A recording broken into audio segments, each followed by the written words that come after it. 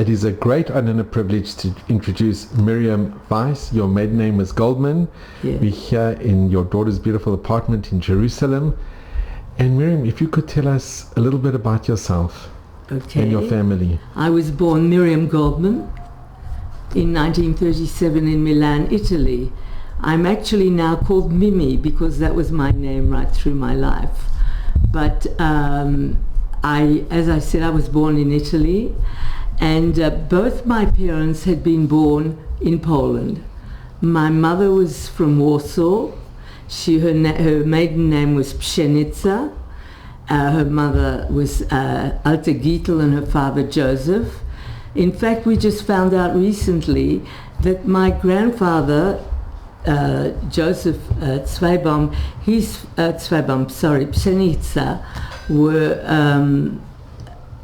had a presence in Warsaw in business for 7 generations, which is something that I never knew. My mother was taken out of Warsaw she was born in 1914, so she was taken out in 1918, and she and her mother and father went to Switzerland because my grandfather had been ill, and there was an aunt living in Switzerland who made arrangements for them to come, for my grandfather to have medical treatment. And that was so, she was an only child. She never had any siblings. My grandmother had difficulty having children.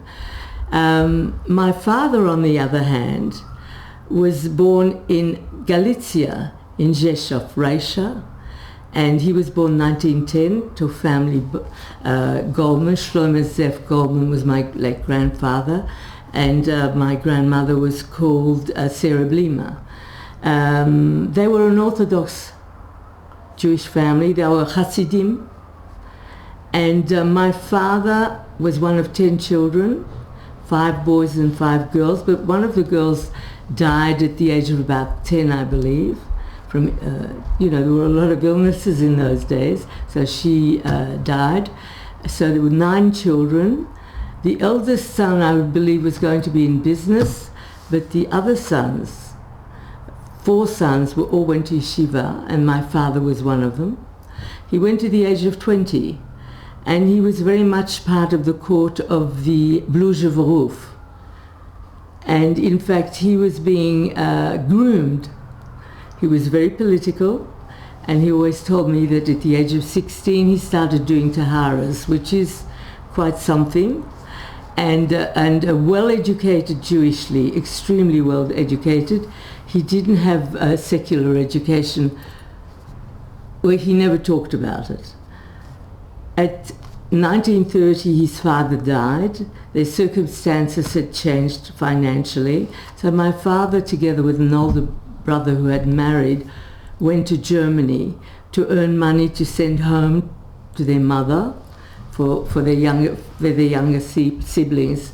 And he was in Frankfurt am Main. I know he always talked about it, and I believe a couple of other cities. He was really not trained for anything, but he became a salesman, which is what they did. I think he did quite well, and he always talked that because he was Orthodox, that to save money to send back to his mother, he ate herring and bread. So that was quite a sacrifice. And of course, kashrut was a big issue for him. And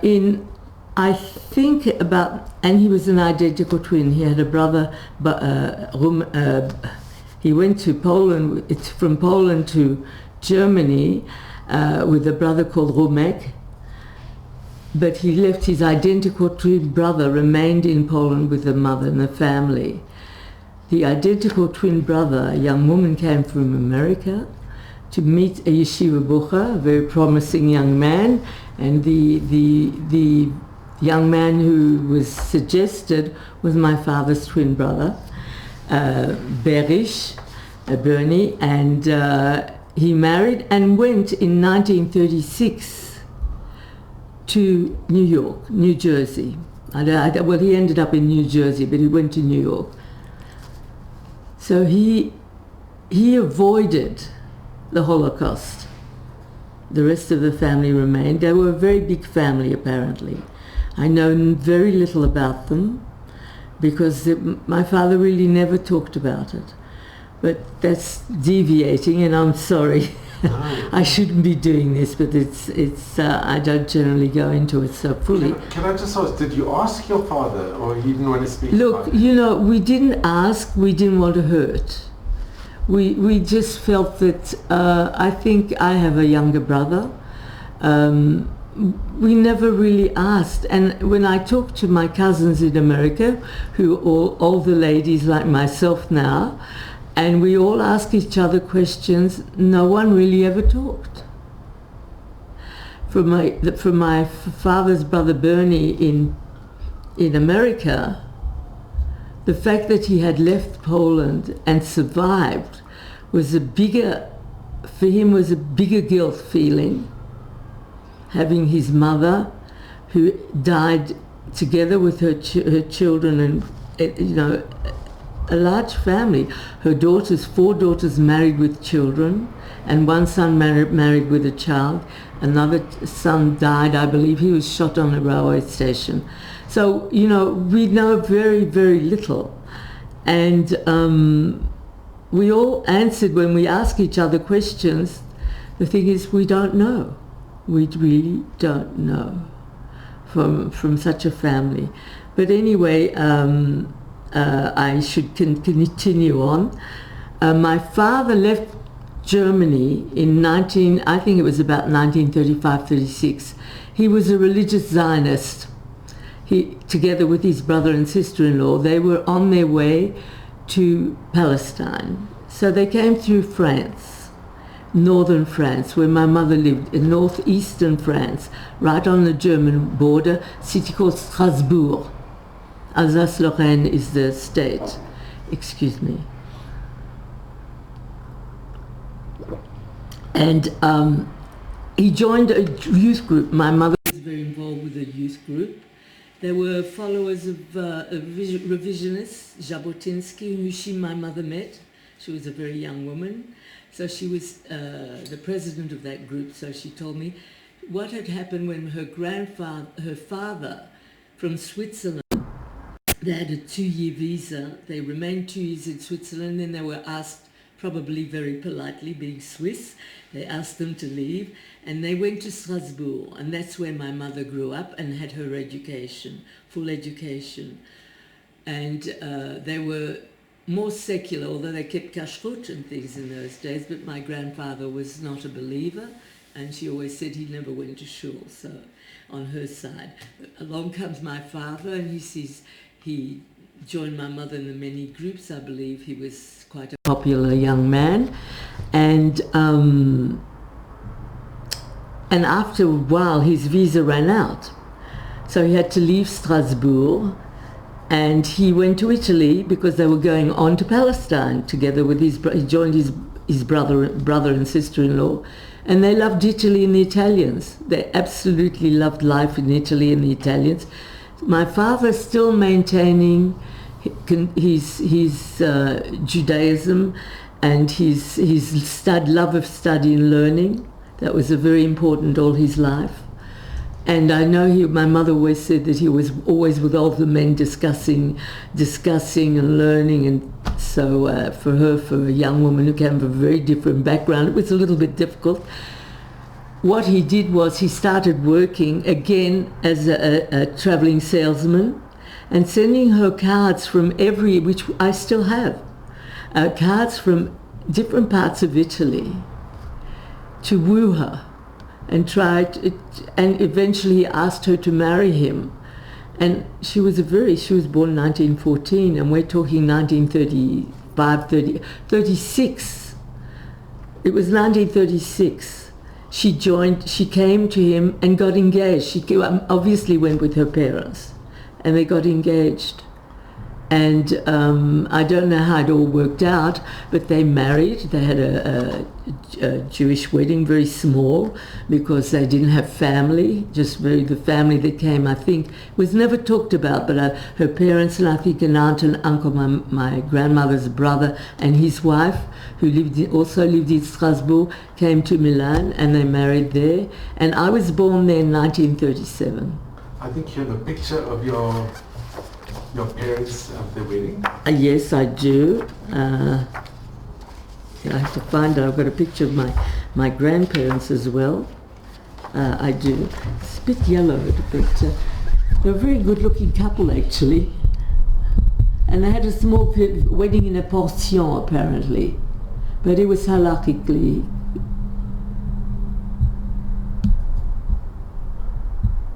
So it's Lola Pshenitsa, who married Chaim Goldman. And Miriam, a picture. You have a picture of your grandparents? I do, and I have a picture of all the family together, actually. My mother is a beautiful young woman. She was a very shy girl. This was my mother and her family. And when was this? In 1932. My grandmother's was a Zweibaum. So there was, I don't know if I can, let me have a look. This was my Tante Clara. She was Romanian. She was shidduch to my uncle, Adam, who was this man. That was my grandmother, Alta Gittel. She was a Zweibaum, but she became a Pshenitsa. She married my grandfather.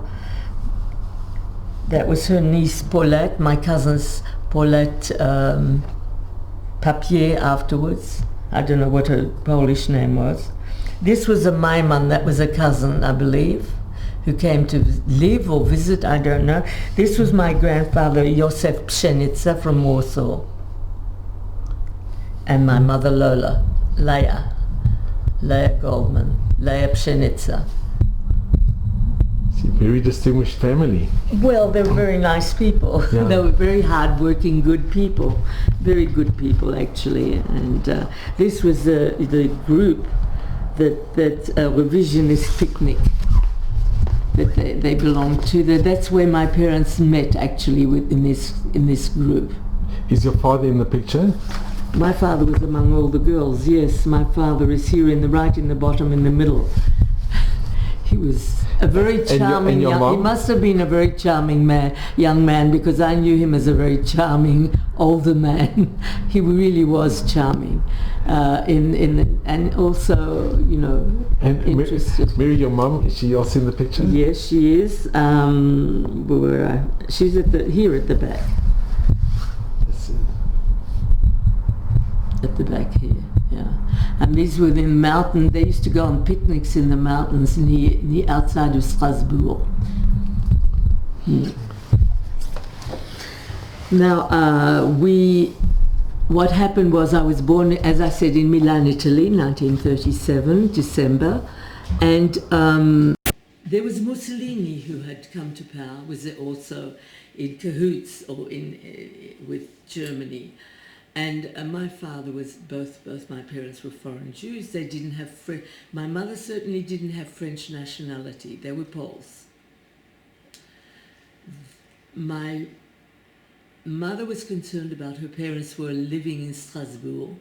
Being an only child, she felt a responsibility towards her parents. So in September 1938, she left Milan together with me.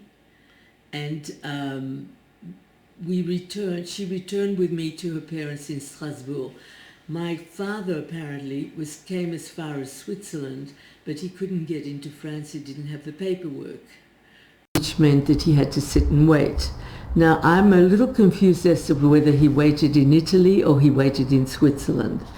It's never really been clarified. But my mother said she returned with me in her arms in 1938, when the night Chamberlain returned to England, which is very historic, with his piece of paper, Peace in Our Time.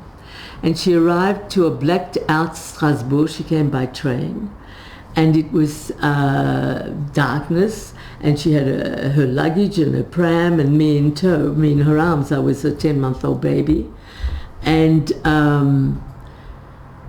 And the station master, the place was empty. He said, "What are you doing here?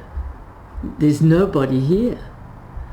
Anyway, she managed to get to her parents. He kindly helped her take her bits and pieces a few blocks and take her to their parents' home, where she returned to Strasbourg and lived there for a while, and then tried to get my father papers to come to France. It was decided that he needed to come to France to join her, which was easier said than done. It was just not possible. And there she found out she was pregnant. And my father arrived in February 1939, 2 weeks before my brother was born, in the 5th of March, which I don't know the Jewish date, but it was Purim. And my brother was born on Purim, Shlomo Zef. We call him Sammy. And he was born in Strasbourg. And we remained there for a number of months, quite a while. By that time, I believe, and it was never talked about, and this is all very recent for me, is that the Polish Jews who are outside of Poland, all Poles, not just Jews, outside of Poland, lost their nationalities. So we all became stateless. So my parents and both my parents and Sam and I, as a result, were stateless. We were stateless in France. But that's only a very recent piece of knowledge that I gained. We were quite safe in Strasbourg. My parents had a business, grandparents had a business.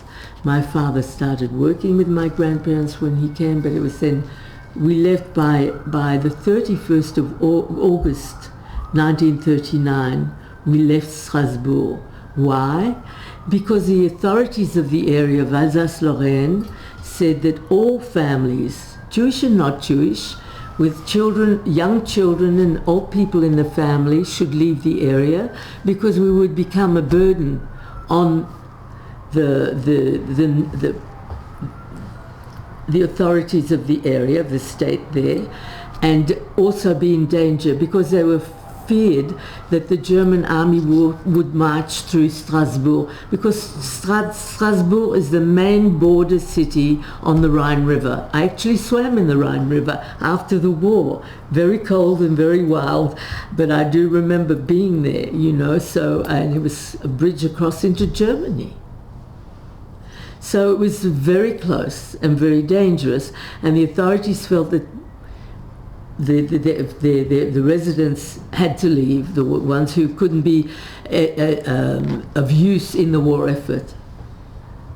We were told where to go. Everyone was told where they should go. And most of the residents of Strasbourg, apparently, I thought it was us, but it turns out many of the residents ended up going, we were allocated to go to a place called Périgueux, which is central France in the Dordogne district and Creuse. And there my parents, my father had a car, by the way. I don't know if it's of interest or not, excuse me.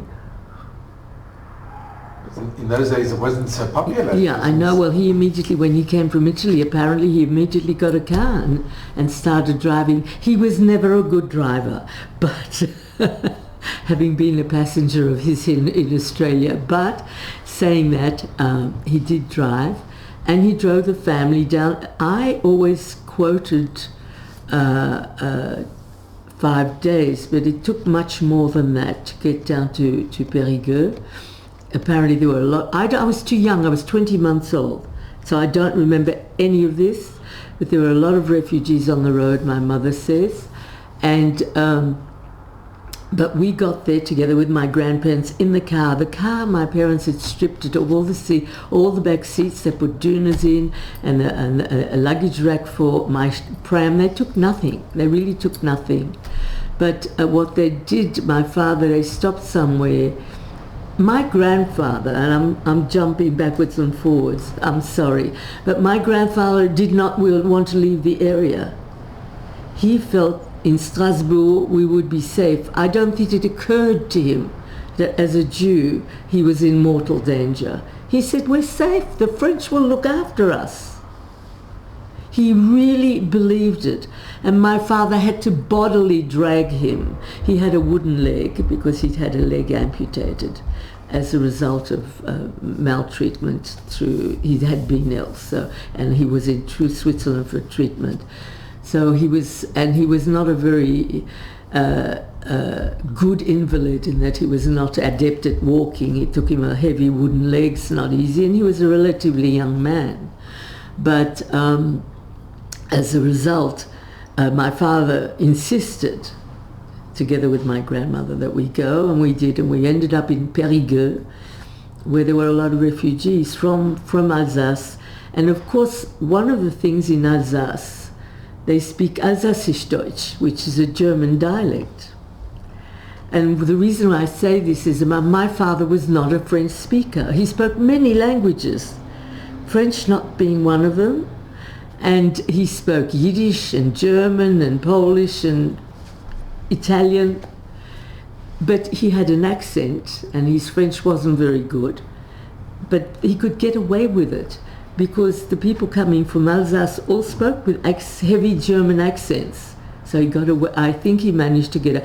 I was at that time 20 months old, and my brother was 6 months old. And or 5 months old actually, September, 31st of August. But they managed to find some way to live.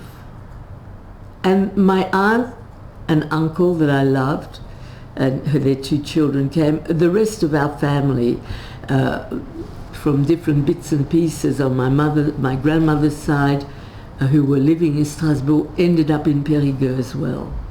And I remember bits and pieces of it. I remember starting kindergarten, daycare, where my brother, who was so very jealous of me because he thought I was so very clever and he wanted to join. When he was old enough, he did join us. But one of the things my father did do immediately was to volunteer for the army. He volunteered as a foreigner. There was a Jewish brigade, and I have the documents relating to that at home in Sydney, Australia. And he was busy training, and they knew him as Chaim. His name was Chaim. Chaim. Later it became Henri. He had several incarnations in his name. And my mother learned to drive because she had to get to Setfond was his base, so he'd go there. My grandparents were able to open a business there to earn a living somehow or other. They were all the Jews. There were many Jews. There were a lot of refugees. I mean, Jewish and not Jewish. And incidentally, about 3 years ago in Australia, I do a program talking about Holocaust to schools, but this was in a city that is about 7 hours drive from Sydney, because I live in Sydney. And I met a man, Fernand Sajovic, and he said something. He was very thrilled to meet someone who could speak French and who had grown up in France in those years. It turned out he was born in 1940, February of 1940. His birth was registered in Périgueux, where we were, but his mother was pregnant, and they actually had come from Strasbourg, and I think that they were Jews originally from also Slovakia or somewhere, because he doesn't have the Polish sort of sounding name. Really nice, and we're still in touch. And it's been all very exciting all these last 3 years. He sends me articles, but he didn't leave France until many, many years later. He actually lived here in Israel for a while. So I'm sidetracking, but to continue, my father was demobbed, and we remained in Périgueux for a while.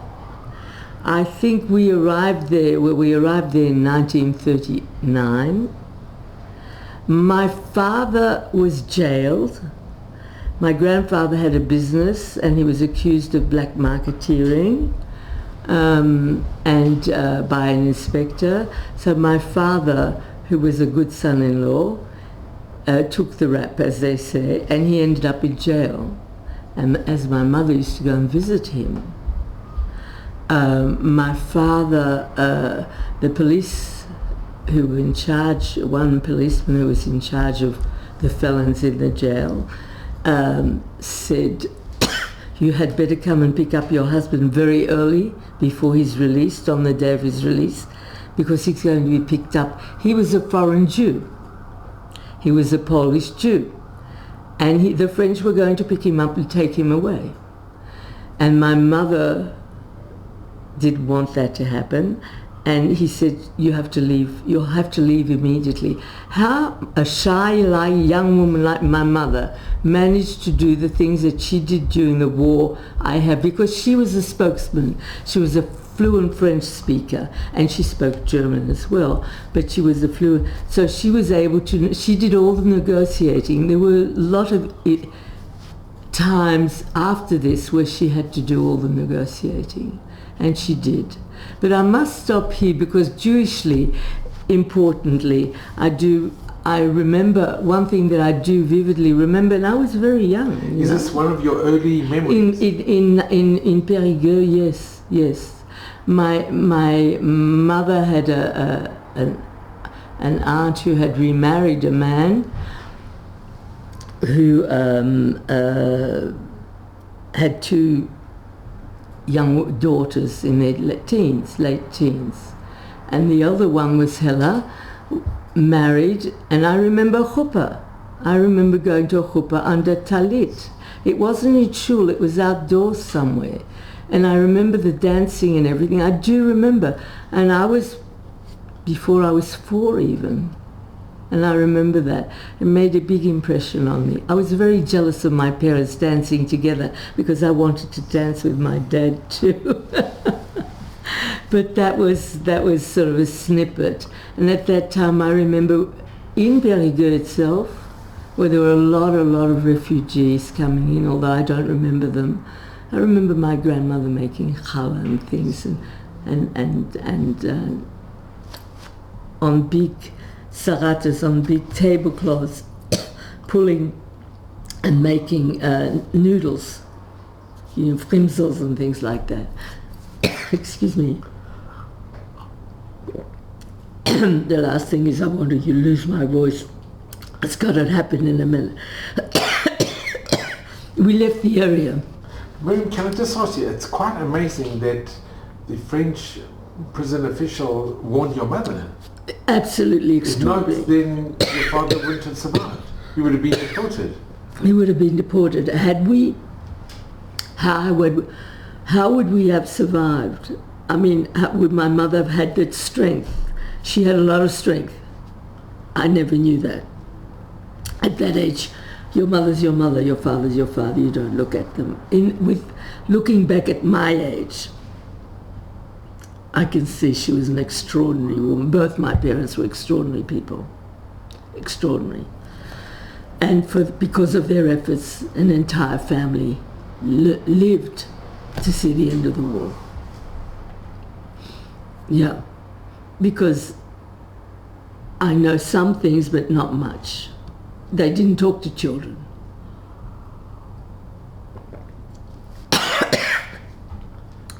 We left there and we went to a place called Evo-les-Bains, a spa town, together with my grandparents.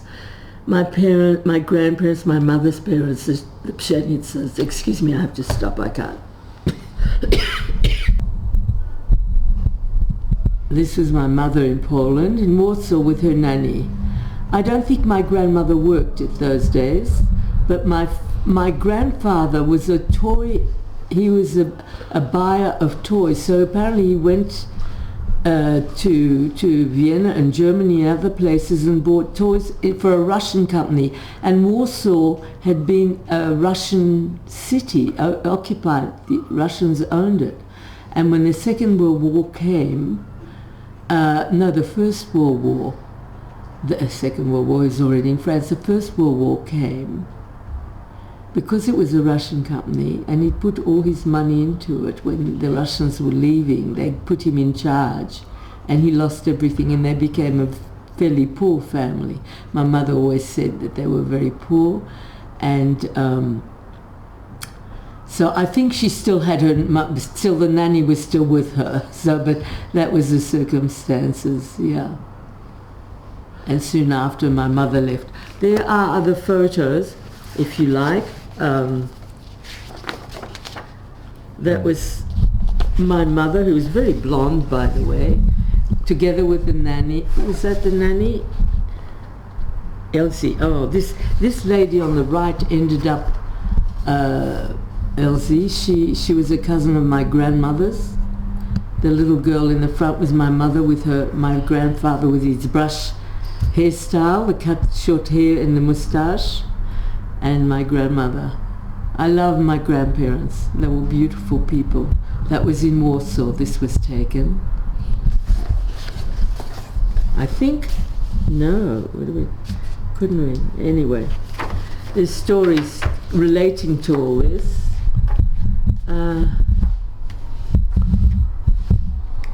We showed this one. This was my mother in Strasbourg in her lycée, in high school, with the girls, the students. My mother was this one in the middle, in the white coat. That was my mum. Lola Pshenica Laya. And did your mum ever speak? Did any of these girls, did they survive the war, or did she was in touch? They weren't necessarily Jewish. I know, but yes, was she in touch with any of the girls? Or? No, I don't think so.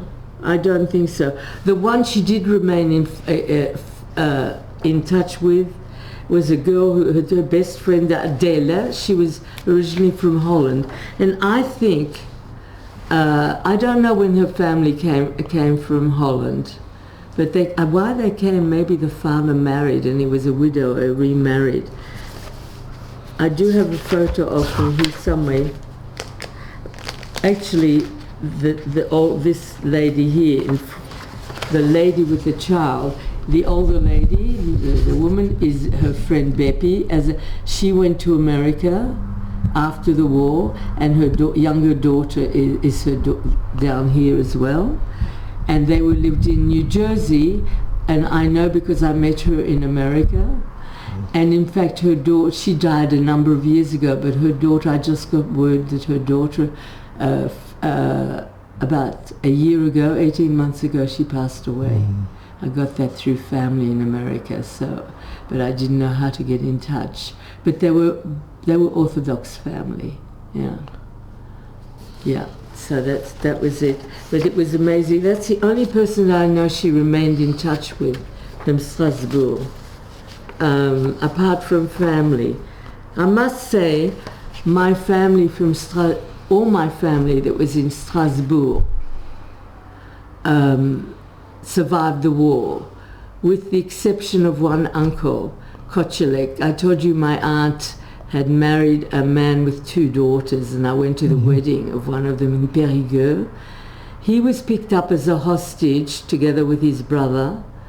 I think it was 1944 in Périgueux, just outside of Périgueux, near La Cave, and he was shot as a hostage because a German officer had been murdered by and the retaliation was that the Germans picked up randomly 10 men or 12 men and released the non-Jews immediately and shot the Jews. And my uncle was one of the Jews, Kochelek. So he was the only one that I know of who was picked up and actually died. The rest of the family, extended family, who were my mother's relatives, we did survive. They did survive the war and returned to Strasbourg after the war. So that was a very good thing. But they remained in the area of Périgueux, which was something that I was not too familiar with. But we moved to, as I told you, we moved to a place called Évaux-les-Bains. And there I was sent to school. By that time, this was 1942. we lived in rooms. My parents found rooms with my grandparents, and my father taught swimming to earn a living. Now, for an Orthodox boy from Galicia to teach swimming in France is, to me, unbelievable today. Even to this day, he loved water. His mother was a very enlightened woman, I would say. She wore a sheitel. I have photos. She's with all her children, she threw into the water apparently, and they had to learn to swim. Mm-hmm. So they apparently, the ones who were willing, swam, and he was one of them. And he used that to his advantage to try and earn a living somehow or other, because we could, we had our identities, Goldman, Lola and Chaim Goldman, and so we were allowed, we could, but how do you have to feed yourself. So, and in that particular city, rumors, and maybe before that, but rumors were going around that young men were being picked up and taken north and east as for work, which was happening. But my mother was concerned. She was married to a young man. My father in 1940 was 33 years old. He was young. She had two parents very dependent on her, although they had been very active in business and things, but they were in their 50s, and she considered them old. So she and my father, whenever there was a rumor of a roundup, not rounding up cattle, but I guess it's the same thing, picking up young men, she and my father were able to access a garden shed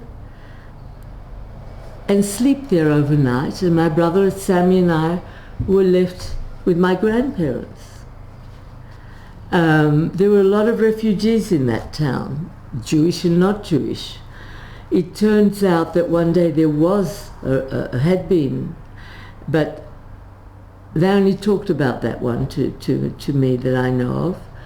And when they came out of their hiding place in the garden shed, the next morning, they found that one of the couples that they knew, people in their 60s, German Jews who had, obviously, I think, because it was never talked about, they had left Germany because of all the laws and all the difficulties that they faced in Germany, and came to France. Many came to France because it's the land of freedom, égalité, fraternité, liberté, liberté, fraternité, liberté.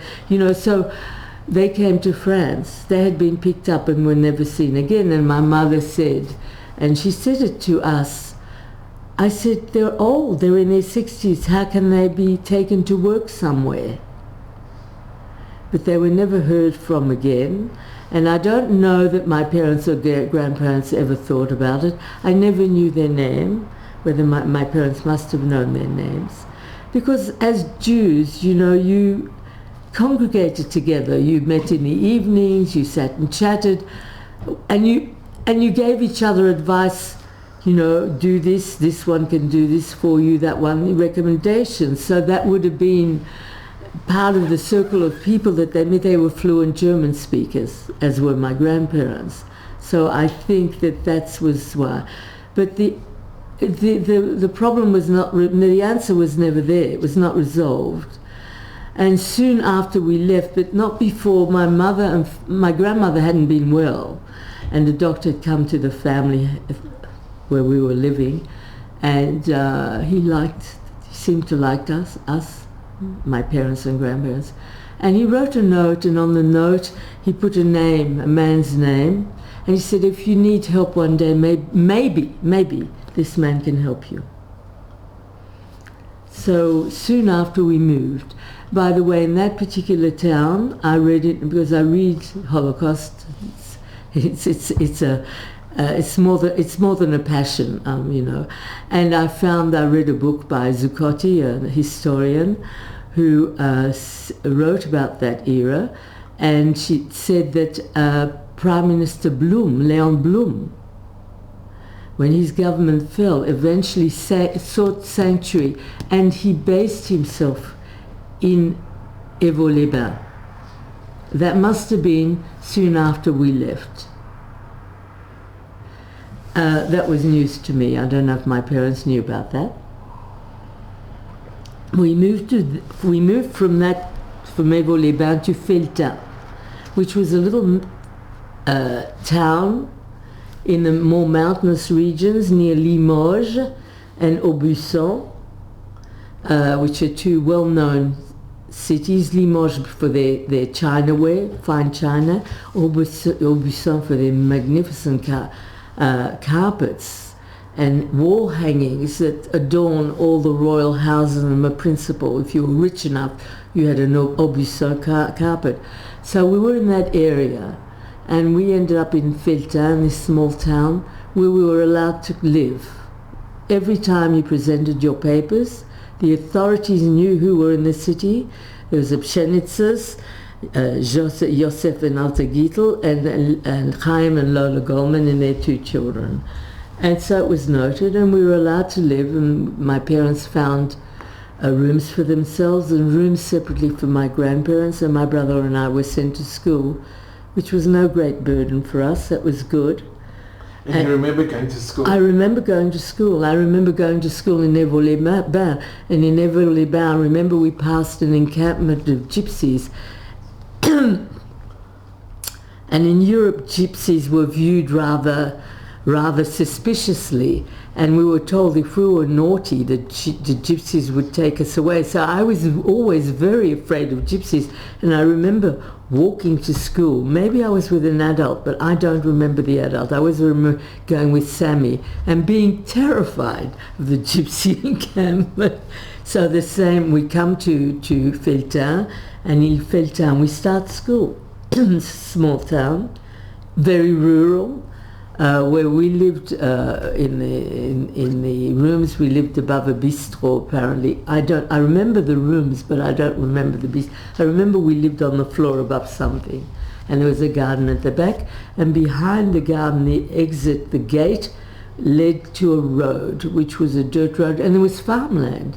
And there was a woman who had raised goats in one of the farms. She had leased land or owned the land, I don't know, and she used to sell the wool, and you could buy wool from her. And eventually my mother started knitting wool gloves and socks, and the smell was, I hate any product with from goat. Cannot stand goat's cheese at all. I detest it. The slightest, but anyway, I digress. My parents, there were a number of Jewish families there. There were apparently 13 Jewish families, including ours. The authorities knew that you were... Yes, they knew. They knew. And in fact, there's a document of the different people who came there. There were Spanish people with Spanish names. Excuse me again. And but I didn't know that. I have no idea until we got some paperwork 5 years ago through the efforts of Google and my grandson who lives here in Jerusalem, or in that time he lived in Jerusalem. But my parents made friends with many people. They used to go to farms to try and get extra food. We had coupons, we had our identities golden. I have to stop, I'm sorry. In Felletin, this is 1943 already. It's fairly early 1943, and my parents, that we were allowed to live in Felletin, my parents made it their business to get to know different people. They knew the Jews, we congregate together. Of course, my father being a Jew of Orthodox and Yom Tov, Shabbos and things, I wasn't aware of this. I don't think I know my brother wasn't aware either. We had no idea that he was a man of deep faith. And and continued his, connections with Judaism and Jews all the time, right through. I had no idea. But I was, kids, you're young, you want to play, you really don't want to know anything else about your parents. But they got to know the chief of police, which was very important in those days, and became friends with him, the local grocer. I have photos of this lady, and different people, and farms where they used to go and buy extra eggs, although we had legal papers, identity papers, which access us coupons for food legitimately. They needed extra, so they'd go out on farms. They had bicycles, because I told you about a car, the Peugeot 202, which was hidden in Périgueux. In somebody helped my parents hide it, because the authorities wanted all cars. I'm going backwards. And my father it was his first car. There is no way he was going to give anyone his car. So he had it hidden. And it actually was hidden for the duration of the war. And in exchange for that, they bought themselves each bicycles. And my mother called them her Rolls Royces. And those Rolls Royces were with us right through the water after that. And even in Feltin, they schlepped them up. Don't ask me how we went from one place to the other. My mother she lived till 96 and a half, and she didn't remember. She'd always say, if my husband Chaim had been alive, he would have remembered. Of course he would have remembered. He had an amazing memory. But I think she just didn't want to remember. It was just too hard for her. But I'm digressing again, and which I do regularly. I'm sorry, but that's how I work my things out. It's so important. But apparently, and I do not remember this, at that time in 1943 in Feltin, my parents were concerned about my brother and I. And I always thought that this happened at a particular time, that my mother's mother had an aunt in Switzerland who was willing to take Sammy and I if we could be gotten across the border into Switzerland from France at a prearranged destination, town. My mother told us that they took us to the strange train station in the middle of the night in Aubusson, not in Feltin, because there wasn't a train in those days directly. There may be now, I don't know. But to Aubusson in the middle of the night, and Sam and I were handed over to a young boy and girl. The boy was, I think, 20, 21, and the girl was 19. She knew the boy from Alsace. He was one of the boys young men who were volunteering to take children into Switzerland, or somehow help the Jewish children. It must have been part of Orsay, I don't know. And I don't think my parents never talked about it. This was one of the hardest times of their lives, that they put Sammy and me in through the train windows. You'd think I'd remember. I was almost 6 years old. I was 5.5 years old. I was put through the train windows with Sammy to this young couple. And they took us to the border with instructions that we were to be given only to a person who had, on their papers, identity papers, children of two, approximately our age group, a boy and a girl. They needed that. But it didn't happen. And the telegram came back, word got back to my parents that the parcels hadn't been delivered after 2 days, and we returned to my parents. I do not remember it. My brother Sammy doesn't remember either. But that happened. My grandfather refused to speak to my mother when she did this.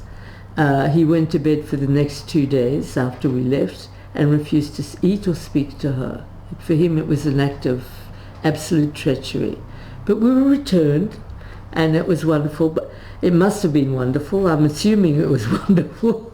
But I don't remember. But soon after, on the 4th of November 1943, the police chief, I call him the chief, he might have been the only policeman in the town, had two visitors in his office, the police station. His home was at the back of this police station, which is very crucial. And they had a sheet of paper with 13 family names, and they put them down in front of him. It was not, we always talk about the Germans or the Nazis. It was not the Germans or the Nazis. In France, it was the milice. In France, they had very willing collaborators. In France, in fact, it is now known how much collaboration there was. And there was a unit called the milice. They were policemen who willingly went and picked up Jews with great deal of enthusiasm and picked them up and took them to holding camps in France, of which there were many. And in the area we were in, apparently there were a number who were being set up. He realized the enormity of this, and apparently he excused himself and went to the back of the station where his family lived, and told his wife and daughter to warn the Jews of the town that they were in danger and they had to leave immediately.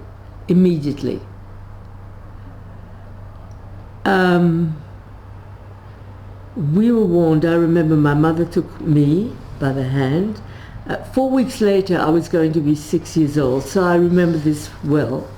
It was a Thursday. In France, the children don't go to school on Thursday. It was around late morning, early midday, and the children would be home and the fathers for the main meal. So it's very easy to pick up an entire family. A very cynical act. An entire family, they don't have to go to a school, trot to a school and pick up the children there, or two different schools, but it was a small town, so it would have been one school. I remember going to school there, as I told you. And my father took my brother. My father went and told a family on his way, and because they were familiar with the Jewish families who were in Filter, picked up my grandparents and went to the end of the road where we lived. We joined them. We went down out the back way. My mother went and warned one family and warned the others, and word got round that way. One family warned another, and on the way out, we all must have lived. It's a small town. I went back in 1999 with my husband, and it's a small country town. And my father was limping because he had walked into a barrel. They were building wine barrels in the town. That was one of the industries that they had there, and it was late afternoon, and he walked into one of these wine barrels. So he had a damaged leg, so he was limping, and he limped with Sammy and my grandparents, and my grandfather, of course, with his wooden leg. We ended up in the forest, not too far away. I remember going there, and there was a farm, and a farmer that my parents knew, and they explained what had happened, and he said we could use his barn, where he had, in winter, the animals are sheltered there. Together with my grandparents, we used that barn. We were there for 5 days, apparently, so it would have been 4 nights. Not only us, every other Jewish family came there. There were between 20 and 30 people, I would say, with children. I don't remember too much about it, except had a lot of fun as children, because that's what children do. I think the adults didn't tell us what was going on. One family, turns out, didn't join us, which is something I didn't know. I think that the adults around them, I'm just imagining that the ones who knew this particular family would have thought that they had found shelter somewhere else and just left it at that. we remained with that farmer who did look after us, because imagine that we walked out of our rooms without a toothbrush, no crackers, which didn't exist in those days, nothing, no change of clothing, and we couldn't get back to our homes, and we remained there like this. But we must have been, and we were looked after by that farmer in that farm. He was actually a Pole. They were Polish, husband and wife. There was a landlord. They leased the farm, which was in the middle of, which to me, again, a farm in the middle of a forest. I mean, how does that happen? But because my parents knew that was how, and obviously the other Jews had business, food and exchanges. So, and you didn't have running water as we have today. You had pumps. And we didn't have glasses and things. How were we looked after? How did we survive? That's a question. I think we survived because of this man. And do you and have his recollections of being in the barn? I do have recollections. In the barn you had a lower level and an upper level, and we stepped on the upper level, and I think that yes, I do. And then eventually he felt the farmer told the assembled people that we would have to leave, because his landlord, whom he leased the farm from, heard what had happened, that there were Jews being hidden there, and to his credit, but he helped us, but he said we couldn't remain, we had to leave. And I was told the story, and I don't remember this at all, but for the Jews to leave there were a number of people, significant number of people. What is the lay of the land in Felta? Is it safe to go back? So my mother and my father volunteered, because my grandparents were there to look after Sammy and me. They volunteered to go. And my dad was disguised as a girl with a scarf on his head and a long skirt. Someone must have volunteered. I don't know where he as I like to say, he was not a very pretty girl at all, but they returned, apparently went quite late, because it was November, excuse me, November is already late autumn going into summer, winter. And so the days are shorter. Excuse me again.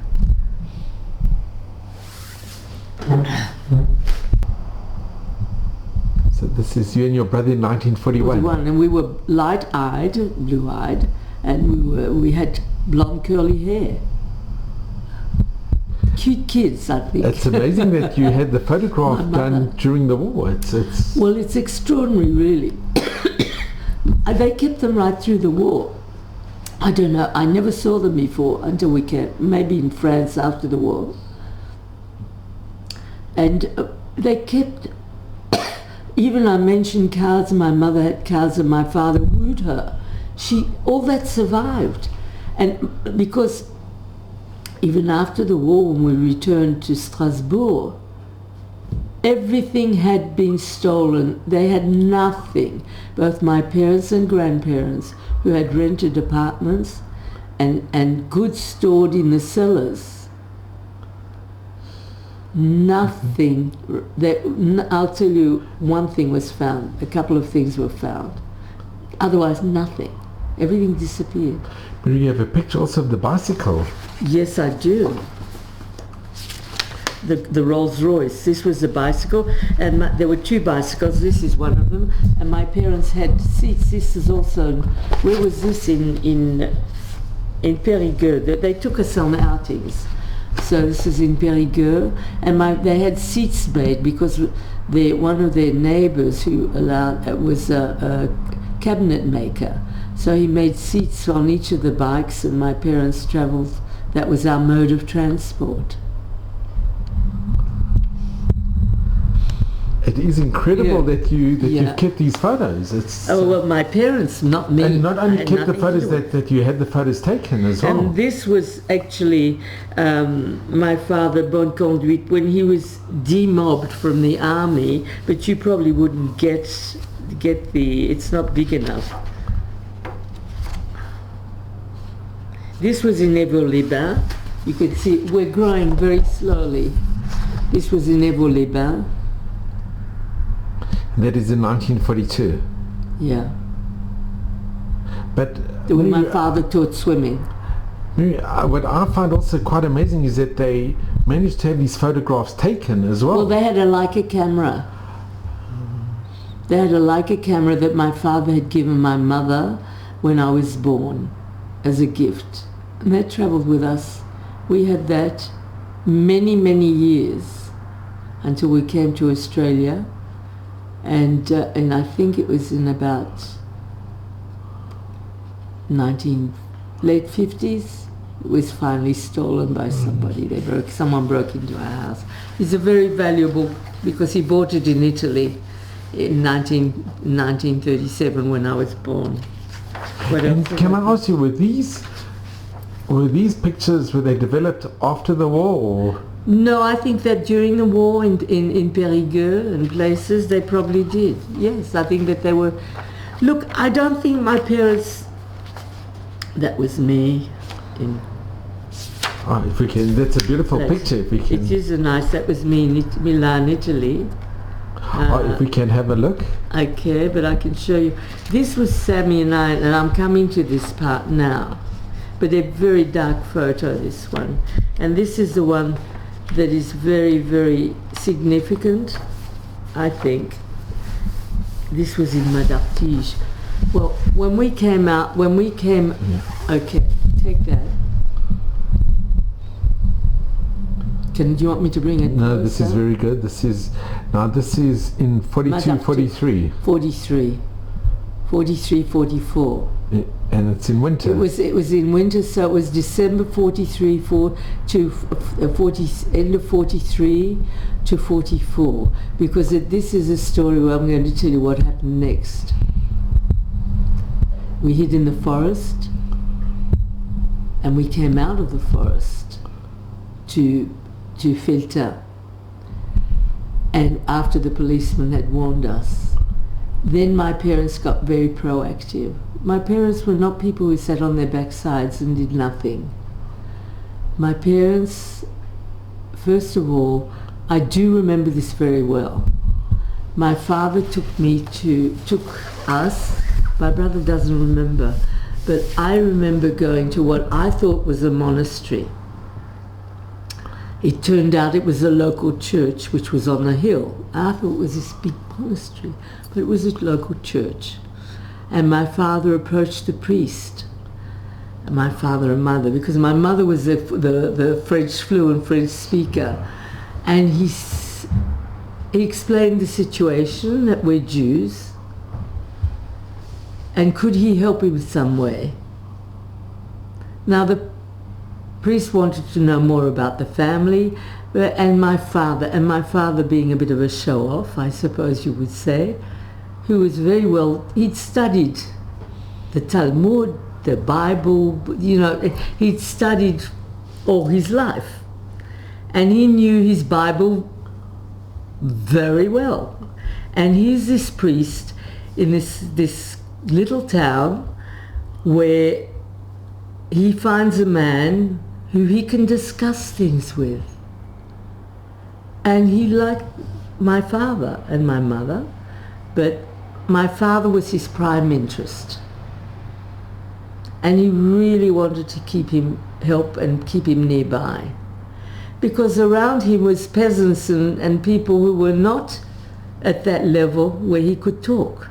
He was probably a country priest who, didn't have although I don't know how well educated he was, but he was very interested, and he was interested to help the family.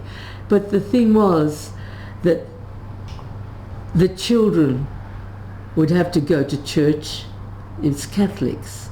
The French in France the main religion is Catholicism. And the children he would help the family, but particularly the children would have to come to church daily, and we would convert to Catholicism. And my father said, "Thank you very much, but no thank you." There was no way his children would be going to be Catholics.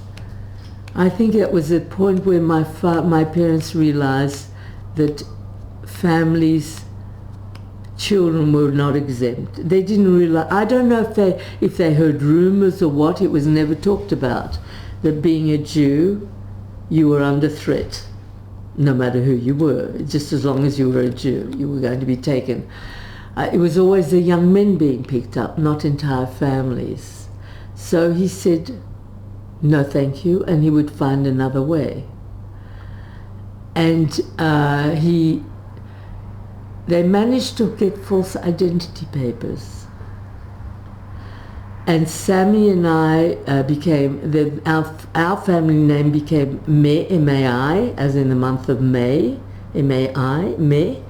So it was Mimi and Sammy May. It was never Miryam. I was always Mimi. And that was very convenient because I wasn't singled out as a Jew. If they thought about it, I don't know. So I was in Europe. If I was asked, it's always Mimi. I'm Mimi. That's it. And Lola and Harry, Lola and Henri May.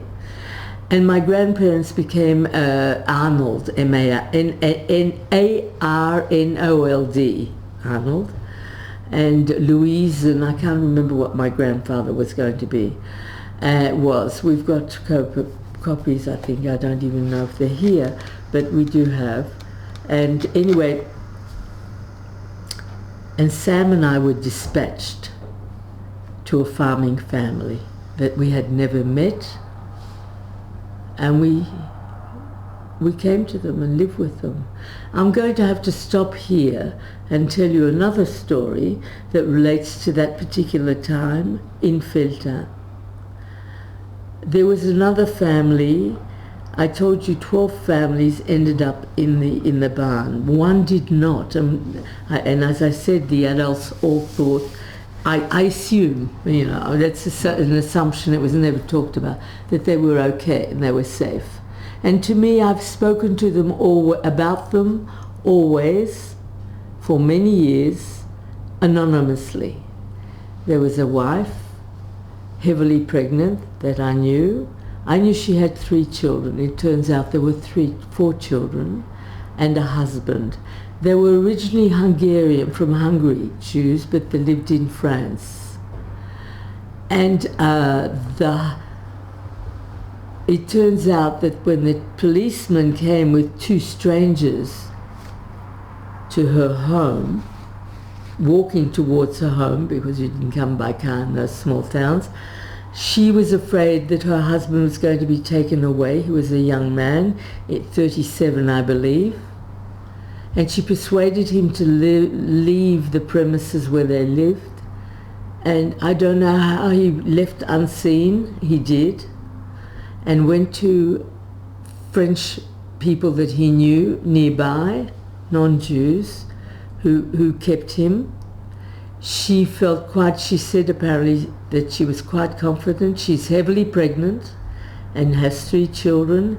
And I believe that her father-in-law was with her and her mother-in-law, but she said, we'll be all right. But they were not all right. The father-in-law, their name was a family called Deutsch, D, if you want me to spell it. They were picked up. The father-in-law was picked up. She was picked up, although heavily pregnant. A doctor was called and much protest, and he said she can't go. She's too, no. She was taken away. She had a son, Georges, who was 15 years old, a girl called Miri, 11 years old, and a little boy called Pierre, who was 8 years old. And there's a book in France of all the deportees. They were picked up on the 4th of November 1943. On the 7th of November 1943, they were on a convoy to Auschwitz, and they did not survive. The grandmother survived. She wasn't picked up because as the children left, they said to their grandmother, "Au revoir, madame," and that saved her.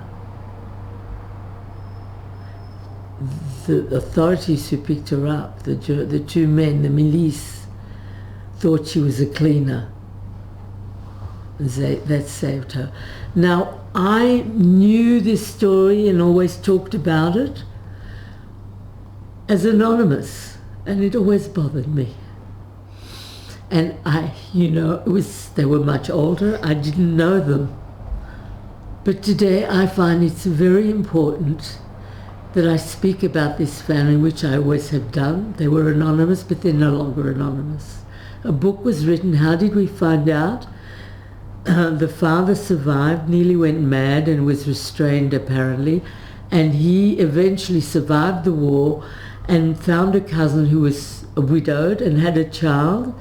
His name was Dupré. He writes books, and one of my grandsons found a reference to this particular incident in Feltin, in that book, and there everything was put together. And that was 5 years ago, on my 80th birthday.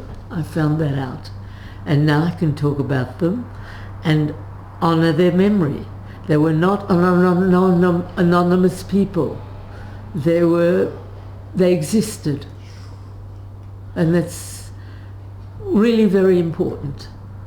It really is. And I didn't know them. I'm sure I probably never met them. They were older, so why would I have? They were in another part of town. Why they were picked up was that they didn't know, because they were living closer to Goyim, not closer to the Jews.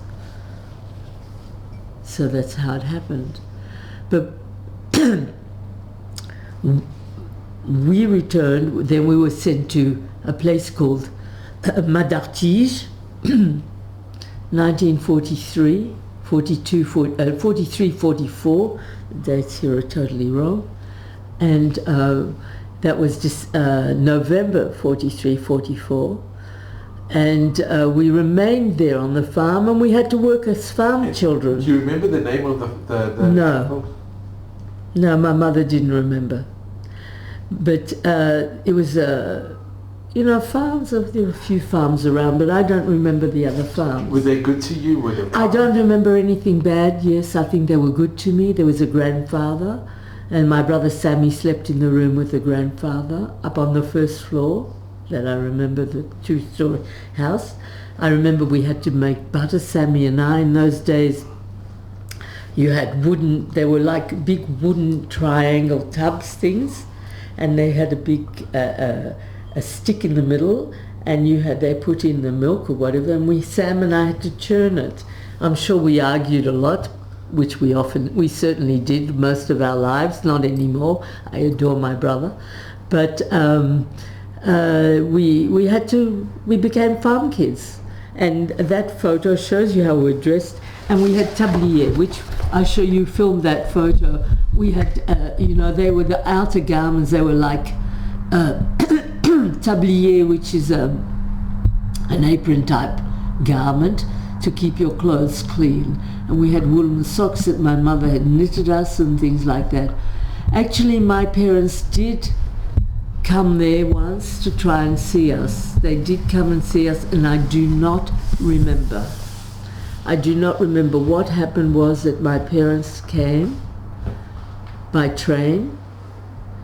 The distances were not so great. It was a matter of 15, 12 kilometers because I measured them. And in albums. My parents came on a train. There were a lot of German soldiers, and they were concerned that their fake identity papers might not hold up. So at the first station they stopped, they got off, and they walked to the farm. How they knew where to come or what, I have no idea. It was never discussed. They came, and I do not remember that at all. and neither does Sammy. We do not remember it at all. And that night they returned back, and it was to go back to wherever they were. They had changed locations, but we weren't to know that. I do remember animals being born.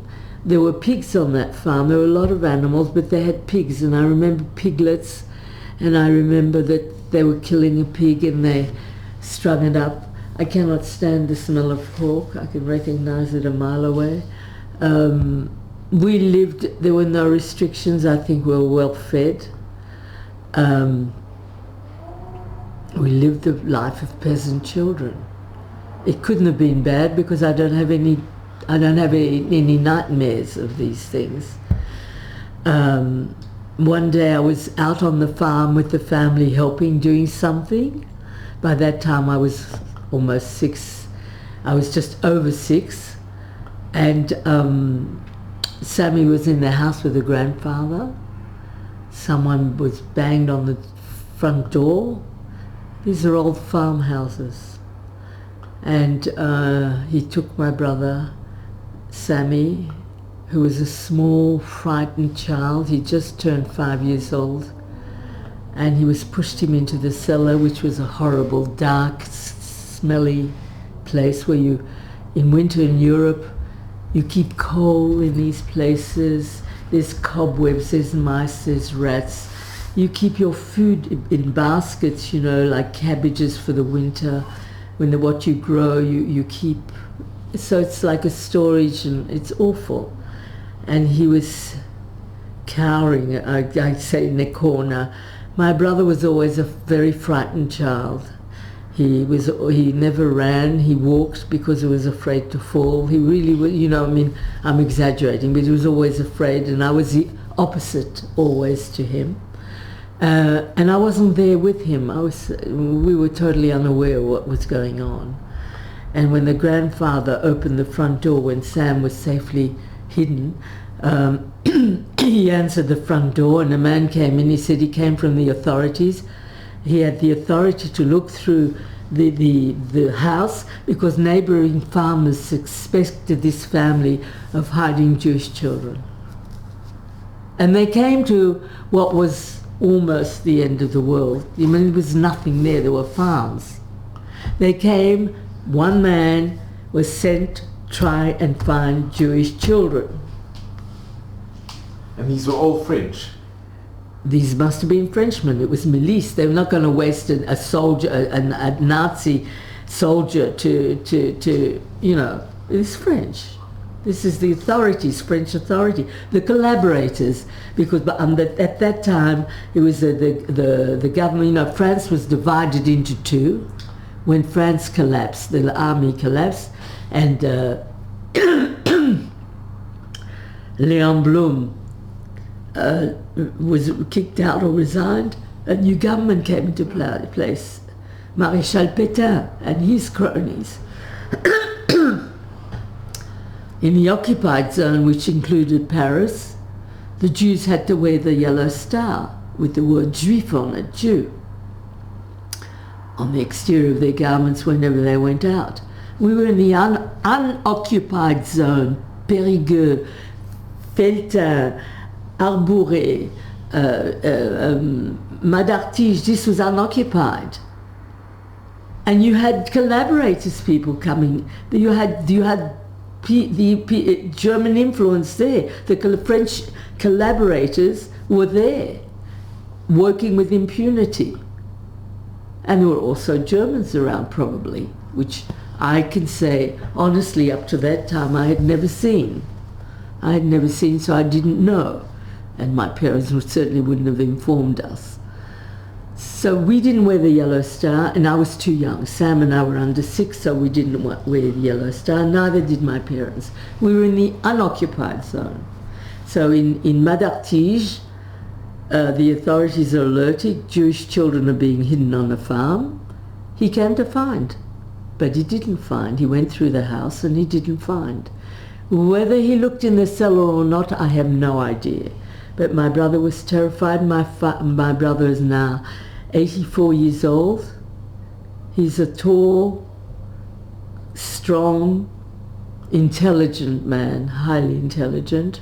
This is an event that he has never really been able to deal with all his life.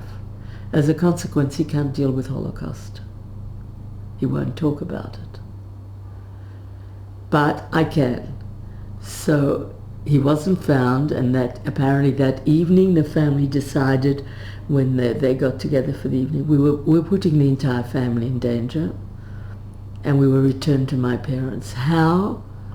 I have no idea. Again, and my mother doesn't remember. Either someone came to get us, or I don't know. But you remember I told you that in Évaux-les-Bains, in that spa town where my father taught swimming, the doctor had come and given them the name of a man. As soon as Sam and I were sent to safety to Madartiche, my parents made it their business. They wanted to leave the area, the town. The other Jews remained, apparently, which is something also a fairly recent revelation. And they went to find this man.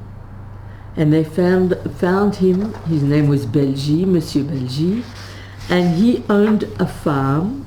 He was a farmer. He owned most of the land in the region. He had a huge home, 14th century home.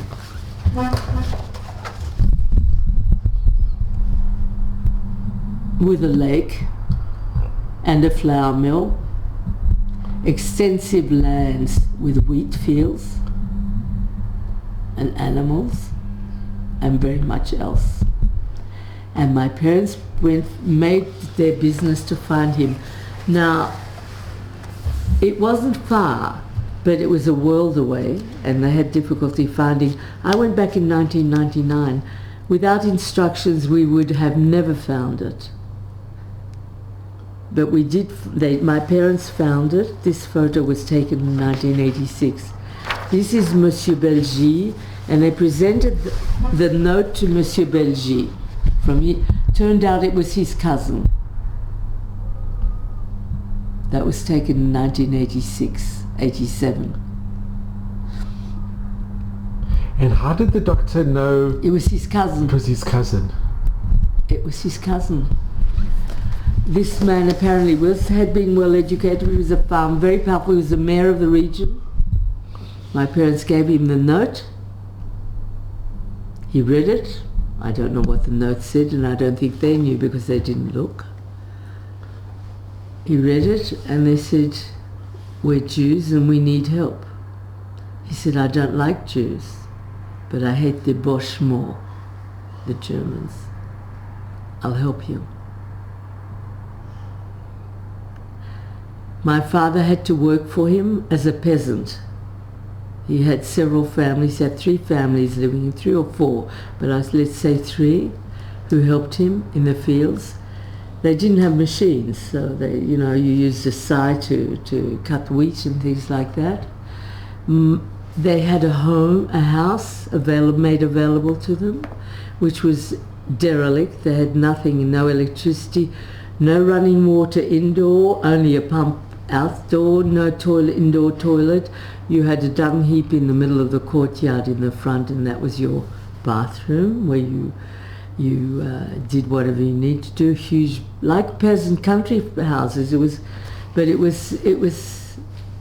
devoid of anything and empty.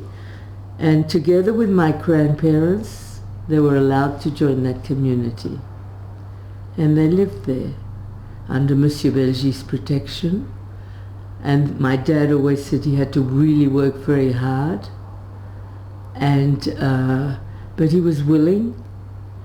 And we got apparently every now and then a big French bread, peasant bread that size, and they settled in. And no one was supposed to know where they were. But my brother and I suddenly made an appearance. We were brought there, and my parents had said that they didn't have children. They just had my mother's parents, and they didn't have children. At that time, they were the May and the Arnold family, and we show up, Maman, Papa, and of course, they pretended that we were a niece and nephew who were from Lyon, or one of the cities where there was that was occupied, a lot of German activity, and we were being sent to their aunt and uncle for rest and recreation.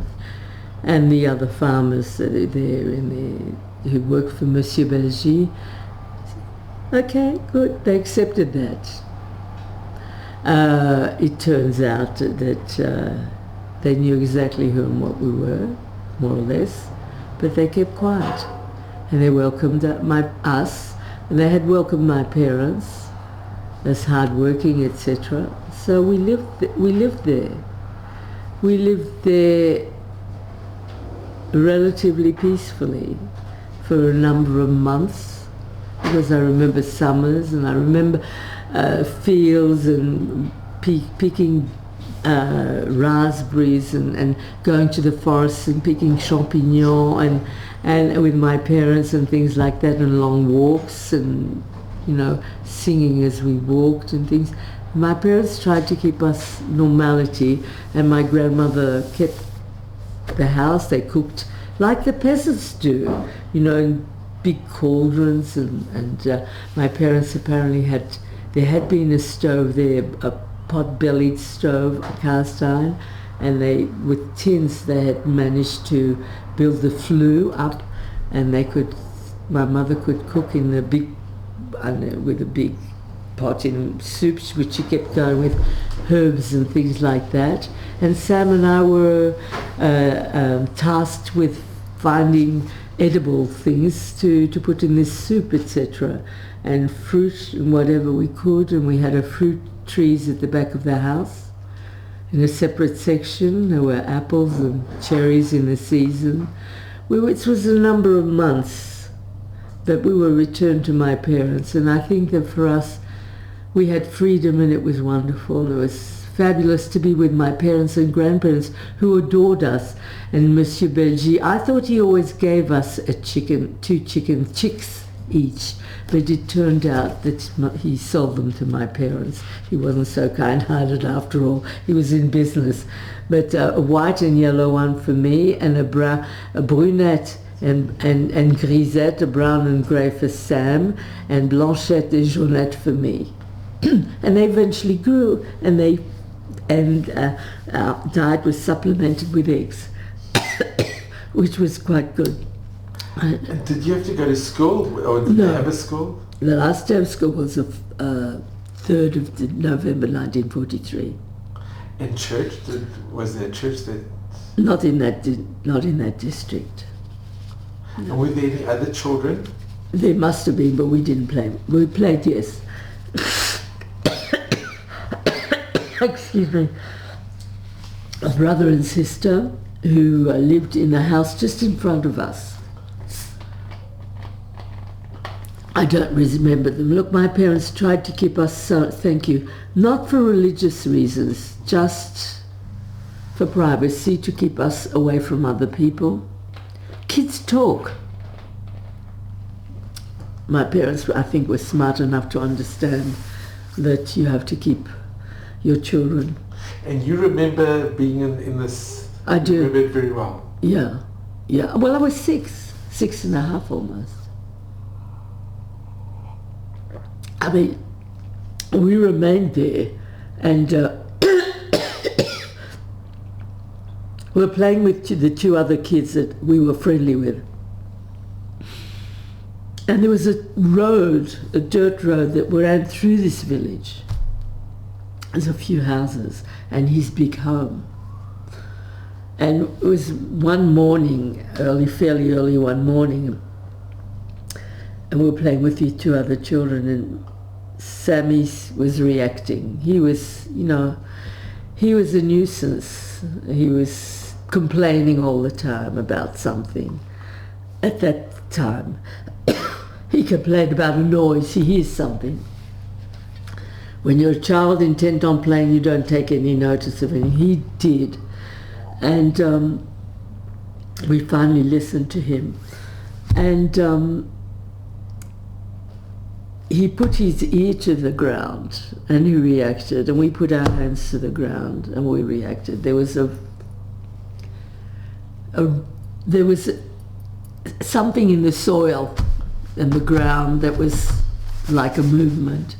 And we ran to our parents, to our home, and our parents were aware. And the other children ran to their home, which was right in front of ours, but right on the road. And the shutters were always closed. In the country, the shutters, they don't keep open windows. It's very private. We rushed to our parents. Our parents told us to hunker down behind bushes. And they were watching the road. There were German army trucks coming through, military trucks going through the village. And they stopped at the village in the town, and a soldier jumped out and started banging at the nearest door, and no one responded. And they banged and banged for what seemed like eternity to me. I was terrified. I was never afraid of anything. And here were these soldiers. There were about 12, 14 trucks with grey tarpaulin and their helmets. They would have had guns, but I don't remember guns. Should I make it dramatic and lie? I didn't see guns. But they were the soldiers. They stopped in the middle of this village. And did you know they were German? My parents knew they were German. I didn't know what they were. I'd been a kid that had been not sophisticated, who knew nothing. What do you know? What do you know? Unless you lived in a town like Berlin or I didn't know. I lived in France. Hadn't seen any military parades. Who knows anything? I hadn't seen anything. We'd been protected up to that point, as best that they could. So we ended up in watching this in front of us develop. And my parents always talked about the bad men. First of all, the gypsies and the bad men. And in English today, in Australia, certainly where I live now, we talk about stranger danger. Stranger danger is you don't talk to strangers. In France, it was the bad men. And in front of me were, instinctively, I knew the bad men. And I was terrified. I was frightened. And it seemed like an eternity before the man jumped back into his truck and they moved on. And Monsieur Belgy was so concerned that maybe another convoy of trucks would come through. He said that my parents should sleep in the chicken coop overnight. Actually, where have I got a chicken coop? Here it is. This is a modern version because the car was there. This was actually the original chicken coop. That was in 1986 taken, but behind that, my parents slept there 2 nights in that structure. And my grandparents, together with Sammy and I, slept in that on the first floor up above, in the main house of Monsieur Belgy, that 14th century. We slept around here somewhere, in one of these rooms here, at the back, together with my grandparents, for 2 nights, it turns out, because he felt that maybe another group would come through and next time we would be found. We had 3 males, all Jews and circumcised. All Jews, our fake papers might not stand up. So he was protecting himself, but more importantly, he was protecting my grandparents, my parents, and us. So in that way, and when no one came, we were allowed to go back to our normal life, and my father returned to working for Monsieur Belgy. Well, they worked through the day anyway, which was just in the evenings that he was a concern. And this was this was Arboré. This is Sammy and me, and my mother knitted these clothes, and this is Sammy and me in Arboré, where Monsieur Belgy had given us the chickens and shelter. And now that allowed us to live. Was he ever made Chasidei Mutalam, righteous amongst the nations? No. Look, I think there are so many conditions. My father had to work for him. Okay? Mind you, the extended family didn't work. was money exchanged for the people who looked after us in Madaptige? I don't know. My parents died. I can't prove anything. I cannot prove. But what I can do is tell their stories. And that is, you know, more than anything. And my parents went back in 1987. My brother first in 86, and they were all still alive, and he persuaded my mother and father to go. My father was willing. My mother took a lot. For her, it took a lot. It took the rest of her life to ever get over this. She never did. But she went back reluctantly, and they were all still alive. And they thought my sister-in-law was me. She's tall and dark. I'm short and not so dark. But, excuse me. And they said at that time they were delighted to see my parents, and they knew they were Jews. They knew they were Jews. They never went back to Feltown to say, we know we've got a family there who don't belong there, 2 families. They never did. With their silence, they kept us safe. My family safe. That's why this was also Monsieur Belgi's part of his estate. I mean, it was huge. He had lakes. My father used to go swimming there. He was a great swimmer. One day it was so fun. We had funny incidents, I must say, to you, to lighten the mood. He was a show-off as well. So he got on top of the pylons because they were at the back of the... He went diving off one of these... Where are they? I haven't got it. See, there were big pylons like this. And my father climbed up one day, and when Mrs. Belgi was a rather portly lady, so he got on top and he went diving into the lake, and he swam underwater. He had very good lung capacity. He swam underwater, and he swam all the way to the other end of the lake, and we all thought Mrs. Belgi, Madame Belgi, was going to have a heart attack.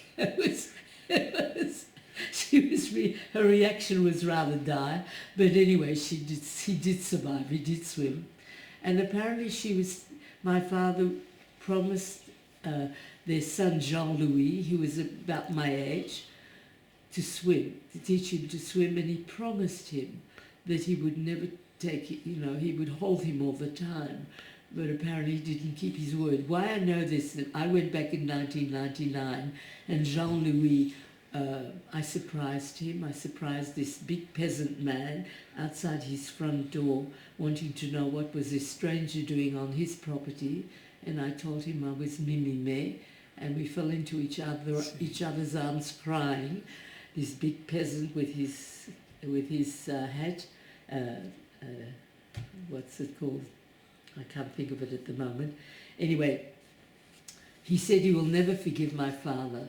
My father said he was going to teach him to swim, and he was going to hang on every second onto him. And he had then released him. He said he was never going to forgive him because he let him go. And that's the story. And he taught him to swim?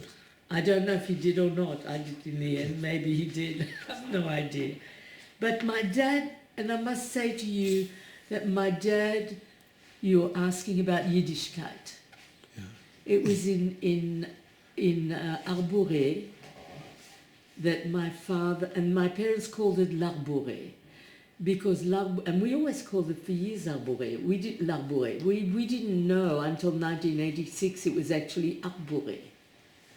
The signs had been taken down to confuse any Germans or anybody else coming through the area. So the presence pronounced it Labouré. It's actually Arboré.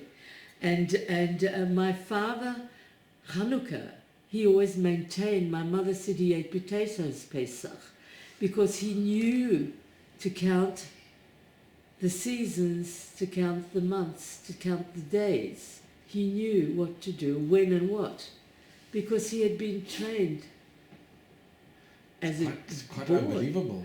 So he knew. And so for Pesach, he ate potatoes when he could get them. He didn't eat chametz at all, apparently. I have to believe it. And Hanukkah, and I think I remember this. I do think I remember this.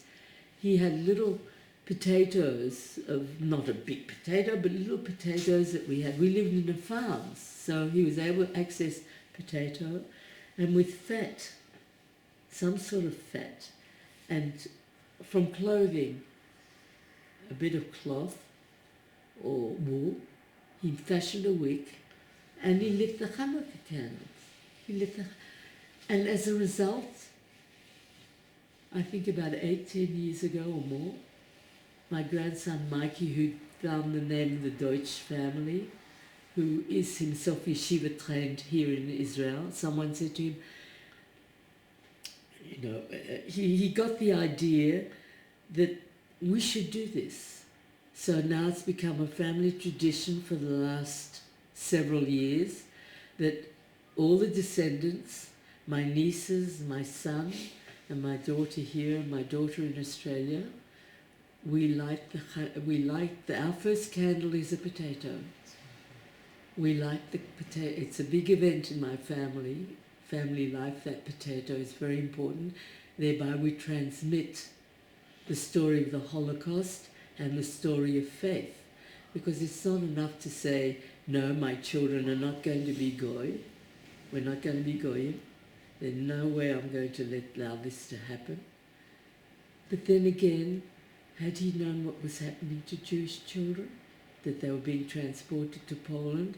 I mean, Sam and I in Madartish could have been found and picked up. My parents would have never found us.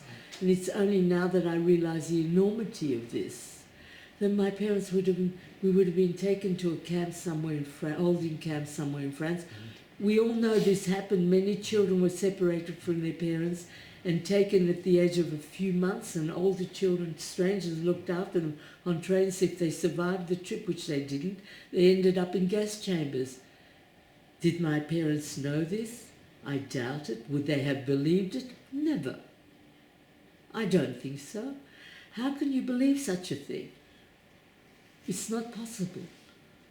But our story is a good story because we weren't found, Sammy and I. We were returned to our parents by good people. It's miraculous. And we were sheltered by good people. Although my father worked hard, he didn't mind. And the people around also sheltered us by their very silence. It was a huge act of goodness. Enormous act of goodness. They could have got back down to Felter. My parents used to occasionally go down to Felter to get news of what was going on. In fact, while they were in Arboré, my father got papers. He was notified that he had to present himself at the mayoral office. My mother said to my father, "You're not going down alone. I'm going with you." She went down, but they didn't go to the mayoral office. She refused to let him go. She said, well, they hid behind a wall and they waited for the rest of the morning to see what was going on. And men went in but didn't come out. So she refused to let him go. One Jewish family, and I must tell you because it's going to be relevant much later possibly, although it has nothing to do with the war, it has to do with, the result comes out in after the war. My father saw someone, apparently a Jew, who was a Hungarian Jew. He always talked about this man, Schwartz, tall, redhead, strong. My father was stronger, but he was smaller. And he still was Schwartz, this big man. And he was going to this, and he said to him, don't go. Don't go, it's a trick, you can't go. And he saved his life and his father-in-law's life. And my father returned, my mother returned to Arboe where they were. And then when we returned, liberation, we returned to Felter, but not before the end of the war. But in between, before we went back in Felter, because you're talking about this, I remember that my father was aware early one morning something was going on. It was summer, because I remember it was very hot. I remember that we were in wheat fields, and I remember coquelicot, poppies, red poppies in the wheat fields. This is so vivid in my mind. So vivid in my mind. And we're together with my grandparents, how they schlepped my grandfather, who was always with this wooden leg, which was very heavy, and made additionally heavy because apparently they had gold Napoleons which were hidden in his leg, including some of the jewelry. They weren't rich people, but they had, my grandmother had some jewelry, and they hid these things in my grandfather's wooden leg.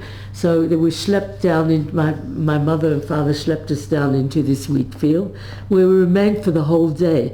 But there were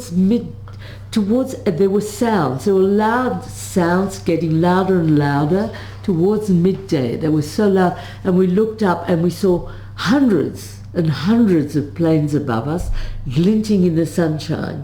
And that was already the beginning of the Allied invasion, but who was to know? They happened to be coming over that particular part of France, central France, and then they disappeared. But we stayed in the wheat fields, and it was summer, so it was late sunset. And then afterwards, my parents took us home back to where we lived, and for me, that's where the war ended, because any memory, we probably returned to a normal life for a little while, and then we returned to Felter. And the people all survived except that one family, Deutsch. We returned to Felter, where my parents had a few bits and pieces, I suppose. And you returned when the war ended? When the war ended. We remained in Arboret until the end of the war. And what is your memories of Vida, of when the war ended? My memories are... My real memory starts not Felter, but Périgueux. We go back to Périgueux after the war ends. We live in a rooms, which was ground floor, onto the street, a door that opens onto the street. I remember going to a school, public school, where there were big walls. In France, the schools have walls. I remember going to school there. I hadn't had schooling since the 3rd of November 1943. We're talking 1945 now.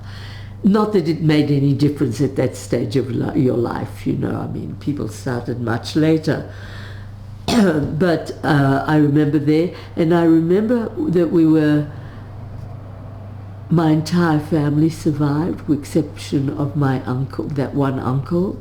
But my Tante Clara and my uncle Adam, with their two children, Mandel and Harry, the Zweibaums, who became Zibo many years later, they remained in France. They survived together with the Papier family, which was my mother's cousin, and the Kocholek, whose father was murdered on. I don't remember them so well, the Kocholeks, but the Papiers I remember well. And we returned to Périgueux, remained there a while, and then what did my father do? He got us Hebrew lessons. We had a private tutor immediately. We couldn't write French. I mean, for him, that was paramount. That was really paramount. What I do remember is that we were out on the street one day, and Sammy saw a German soldier being led. There must have been a few, but I remember one German soldier being led by French authorities. He was a prisoner. And Sammy took one look, because he'd remembered the soldiers in the truck in Arboret, and he ran. He ran like the wind. My parents couldn't catch up with him, screaming down the road, terrified. This was in the middle of the town, terrified. And they had to calm him, and they did. And then later, not long after, I mean, it seems like a long time in between, but they had victory parades. And of course, the population of Périgueux was invited to this, in the Grande Place, where you had the victory parade. American Jeep soldiers came in as the victors. And I'm going to have another glass of water. And they were throwing chewing gum and things and biscuits to the multitude, so to speak. I have been terrified of crowds. I will not willingly go anywhere near a crowd. It was a victory parade. For me, it was a nightmare. I really have issues with that too. I'm not a Michiganer. From that time. It was frightening for me. It was really frightening. All those people. Don't forget, I was isolated on farms. I'd never really seen a lot of people. So all this yelling and screaming and everything, this show of affection, etc. That was a memory there. Another memory was, we were playing in parks. I remember we had Rosh Hashanah there. Must have been Rosh Hashanah. And we were playing under the table. All the family was gathered together. And also in Périgueux, I remember my parents took us to the other side of the river, because there's a river that runs alongside, and my father was teaching us to swim with a rope around us in the river. My aunt and uncle, the Papiers, my mother's cousin, first cousin, lived in a place called La Cave. Her stepfather had been murdered. He was the one that was murdered. And I do remember that they lived in a house that was surrounded by pine trees.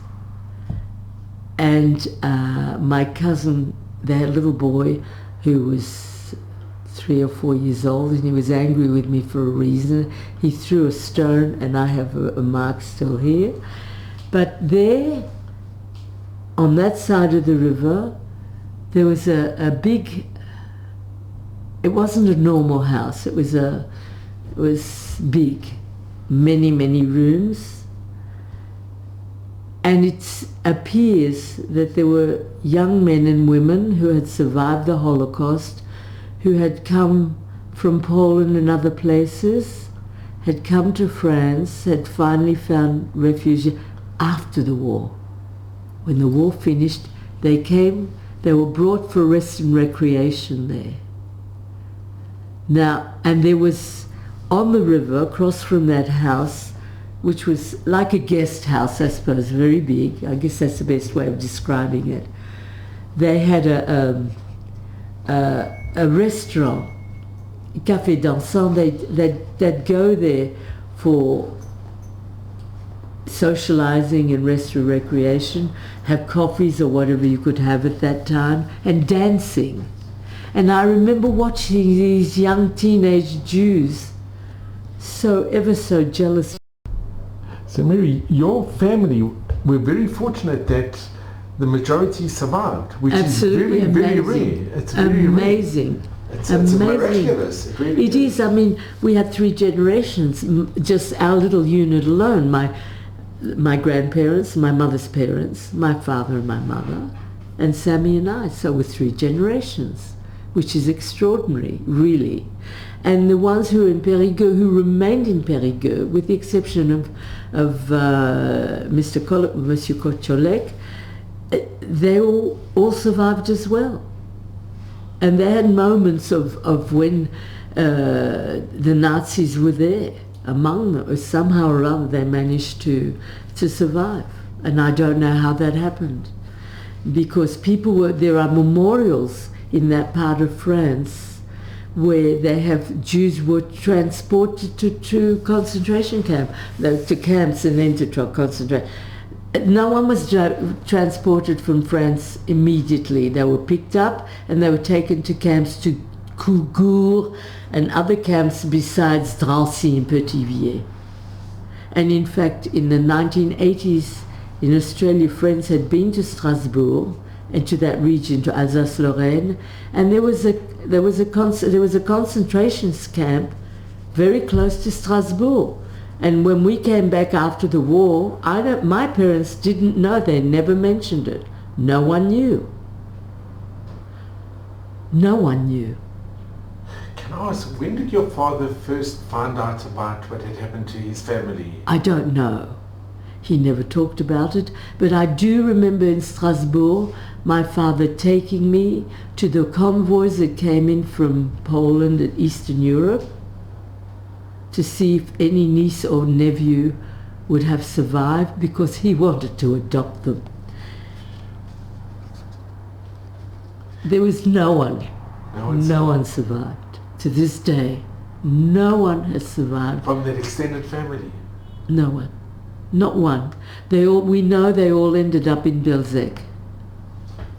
My grandmother, apparently someone who had survived, who had seen her, said she died in the ghetto because she refused to eat treif food. She died of starvation. So she was a devout Jewess and very strong influence, obviously.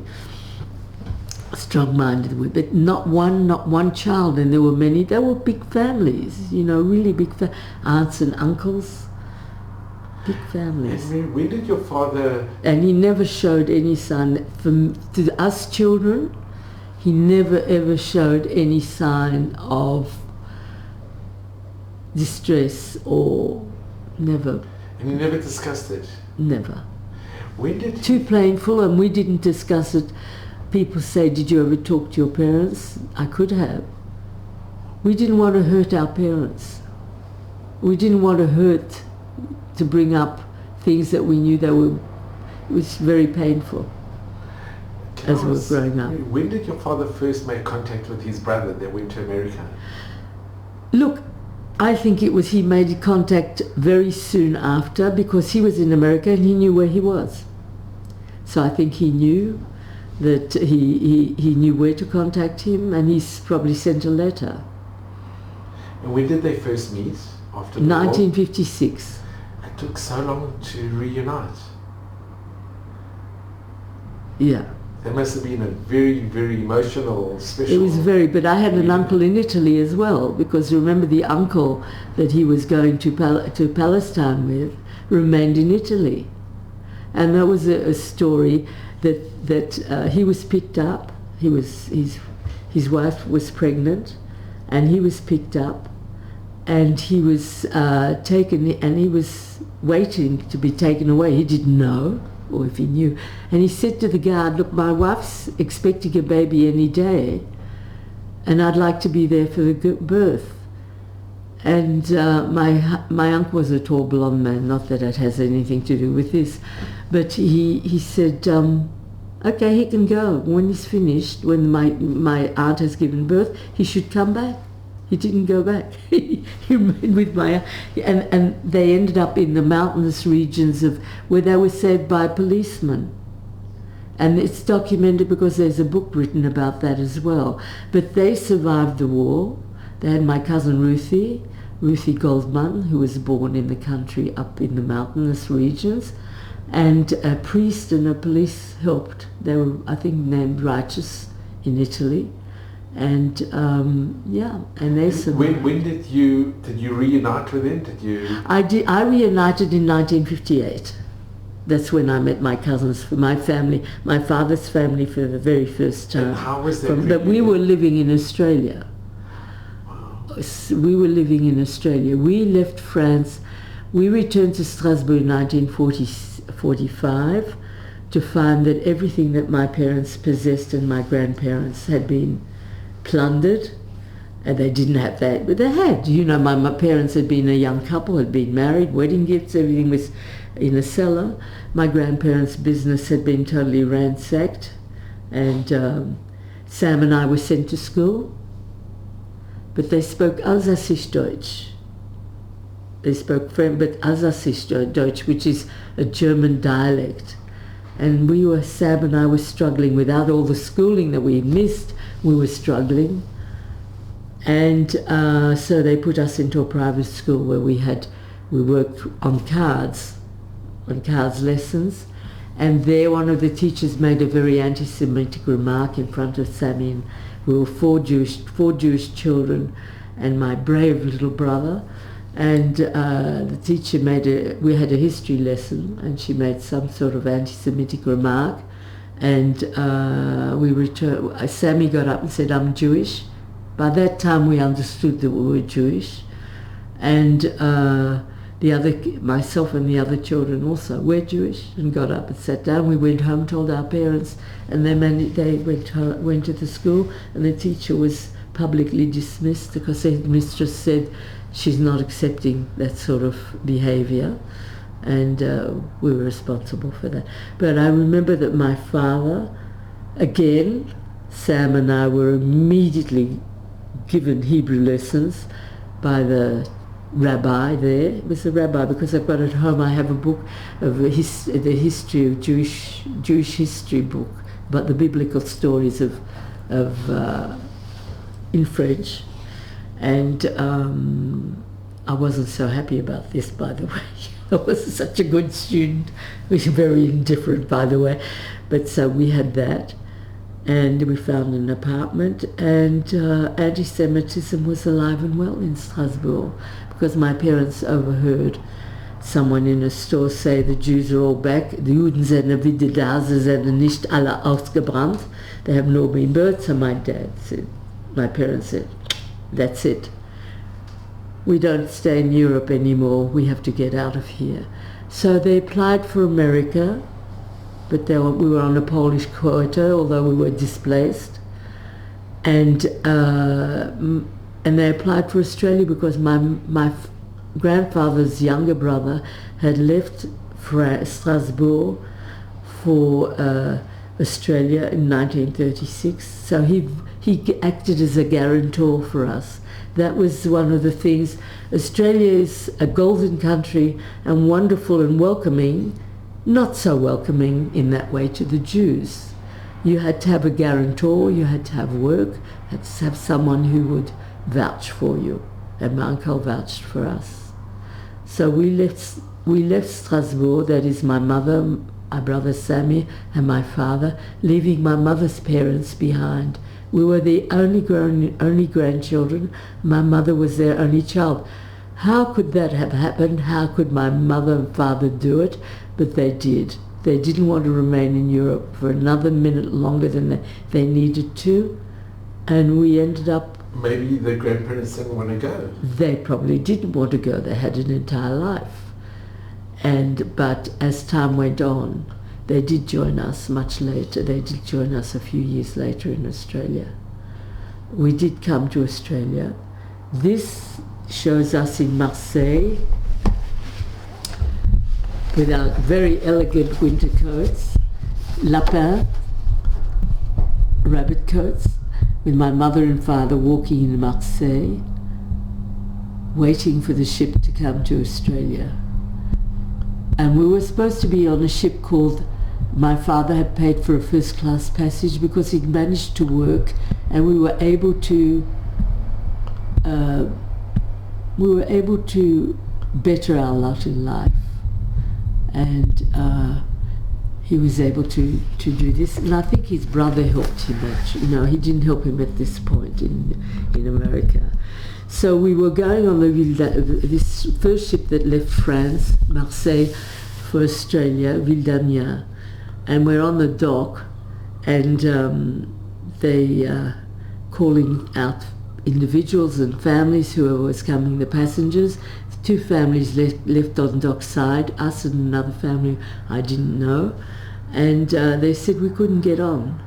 They had overbooked, so we were bumped off, and we remained in France for a number of more weeks, and fortunate for us, it was a golden time.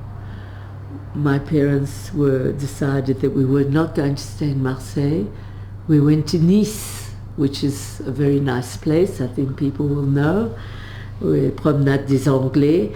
And we found rooms and we stayed there. And I remember that's the first time we saw the sea and the pebbled beaches. We'd never seen anything like this. We'd only seen rivers.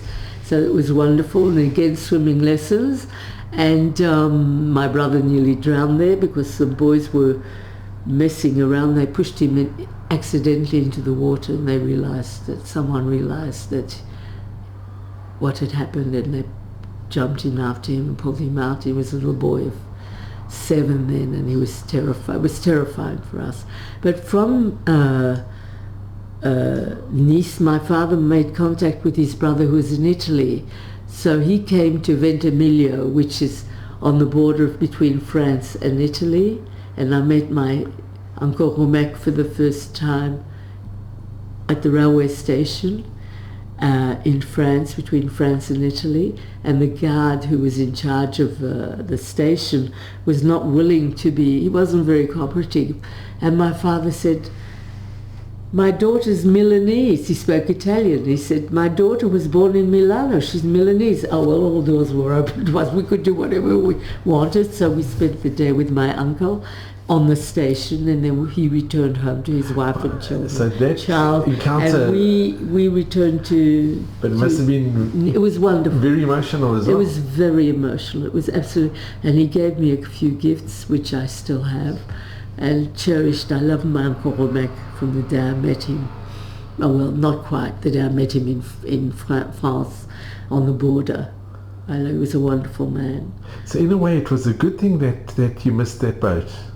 Yes, it was a blessing. It was, and we had a good time. We really had and we had a number of events there that, that made life easy. And we returned to Marseille for the next ship, which was called the Monkey, which was a terrible ship. I must say it was a French ship, Messagerie Maritime, we had booked through. We slept in the holds. We were supposed to be first class. And there were a lot of Jews. Most of the passengers were Jews. From different places, Polish, German, ex-Germans who'd survived, I don't know where. Some had in Switzerland. And my best friend actually was a German family who escaped into Switzerland. And we were all going to Australia. The ship, as we went steaming out of Marseille, there were no showers. So they had to build showers on the deck and pump salt water to shower. We slept in the holes of the ship, where the cargo holes, and they built tiered bunks for the whole. If anyone had survived in concentration camp, it must have been a nightmare for them. The food was terrible. And you remember this vividly? I remember the trip, and we had trucks on the ship. We had a big wooden structure, which turned out was a plane with folding arms, wings that folded up. They were going to Vietnam, transporting armaments. And we were going to Vietnam, what was in those days French colony Indochine, Indochina. And we were going to Saigon, which is today Ho Chi Minh City. And we first went through the Suez Canal. Being mainly Jews, we couldn't get off. So we were on deck, and people were throwing money down because they were peddling in little boats and things. I was watching all this. And we went through the Suez Canal. I remember that trip. Quite very well. We end up in Djibouti, Ethiopia. And we get off.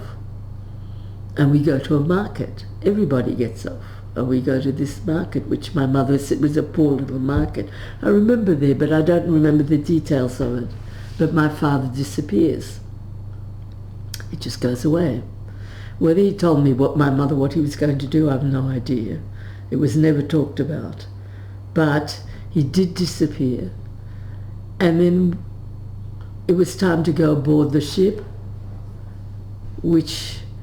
and my father's still not there. My mother is frantic, and of course in her agitation we realized there's something wrong. We were upset. And my father comes running just as about the gangplank. Where has he been? This is a very important story for me.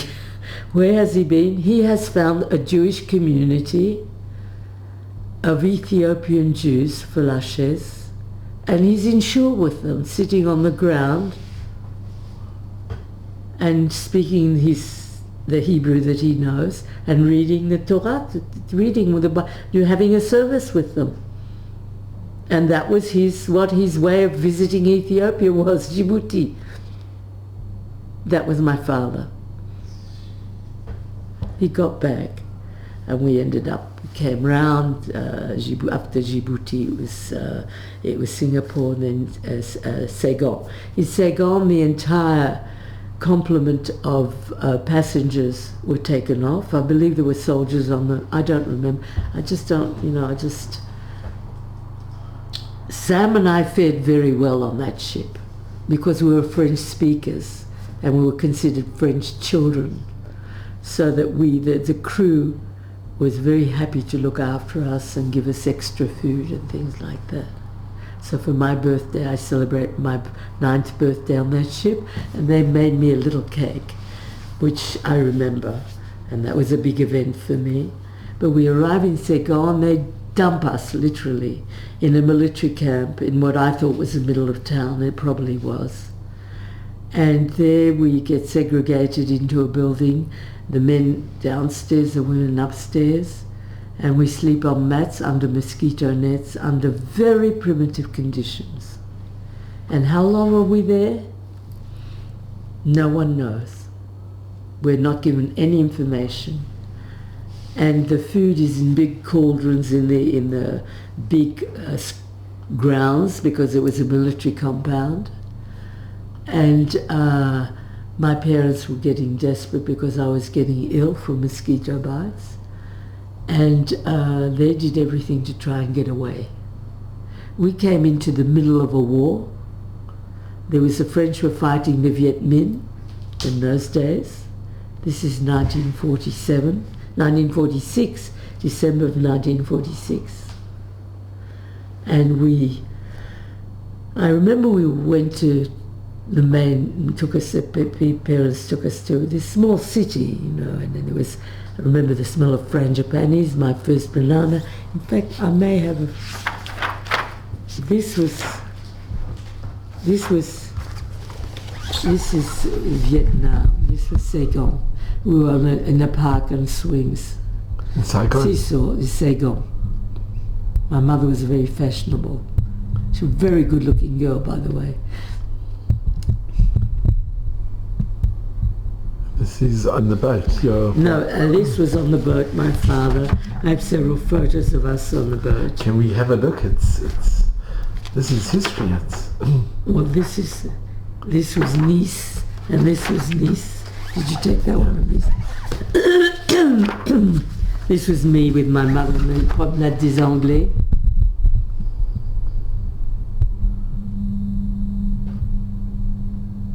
And in Nice they had an event called the Bataille des Fleurs, the Battle of Flowers, and I remember the flotillas of trucks and things with flowers, carnations mainly, and people threw them at each other. That I remember. It's a wonder. I'd love to go back one day to see that. This was when we were leaving Saigon. What happened was that there was bombing. My parents were very concerned coming from one war into another, and they tried to find a way out.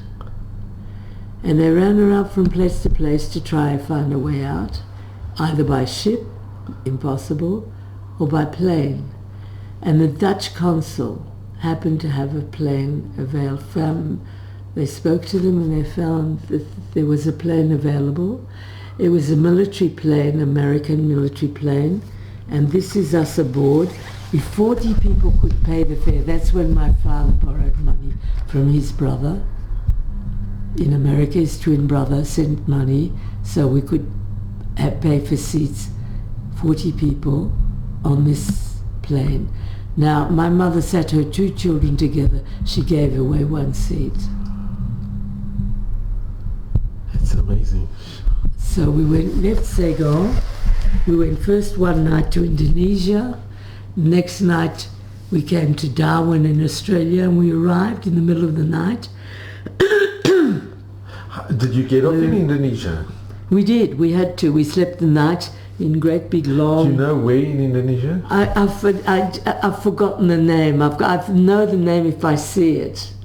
But we were taken Wasn't the capital Jakarta? It wasn't Jakarta. Bandung? It wasn't... Bandung? No. But we were taken, and it was a long... They're like barracks where people... I was afraid because there were Indonesians, and they were different, although I'd seen Vietnamese people, but it was night and we were alone. We were my parents in these beds there, It was a bit frightening. But then we end up in Australia, in Darwin, which is the main port of entry at that time, although Melbourne and Sydney were, if you came by ship. And there they realised that we didn't have the right inoculation, so immediately after COVID we can talk about this, because they said immediately we had and then they took us to where we were going to sleep. There were cabins that had been vacated from the American military, so we had very comfortable beds. It's a change from sleeping on mats, but we still slept under mosquito nets.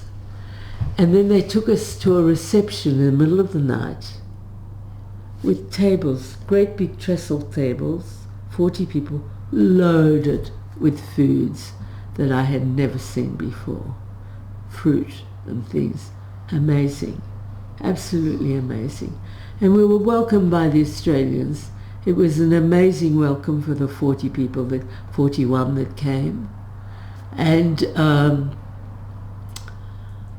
the next morning we were taken to Brisbane, where we remained a night, and my parents rang my aunt and uncle, my mother's aunt and uncle, my grandfather's younger brother, who had migrated in 1936. Then we came to beautiful Sydney, and it was a hot summer's day, 1947, the 15th of January. And they take us to a place which today you would never want to go, Auburn.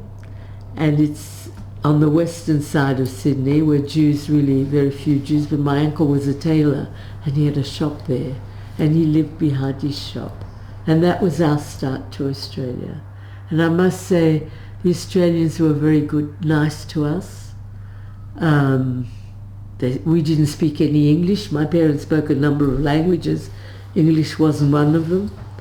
But we settled, and soon life took on a different tenor, and we eventually left my aunt and uncle. We were separated from my parents there for a number of months. My parents went to live they rented a room somewhere from a young couple. My brother and I stayed with my uncle and aunt at the back of their shop.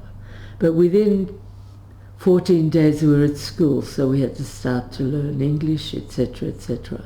And how did you get on with the Australian children? Well, we were very exotic because we spoke French, and that was a distinct privilege and a big advantage, because everyone wants to practice their French with you. The other migrant children or refugees did not have that privilege, but Sam and I did.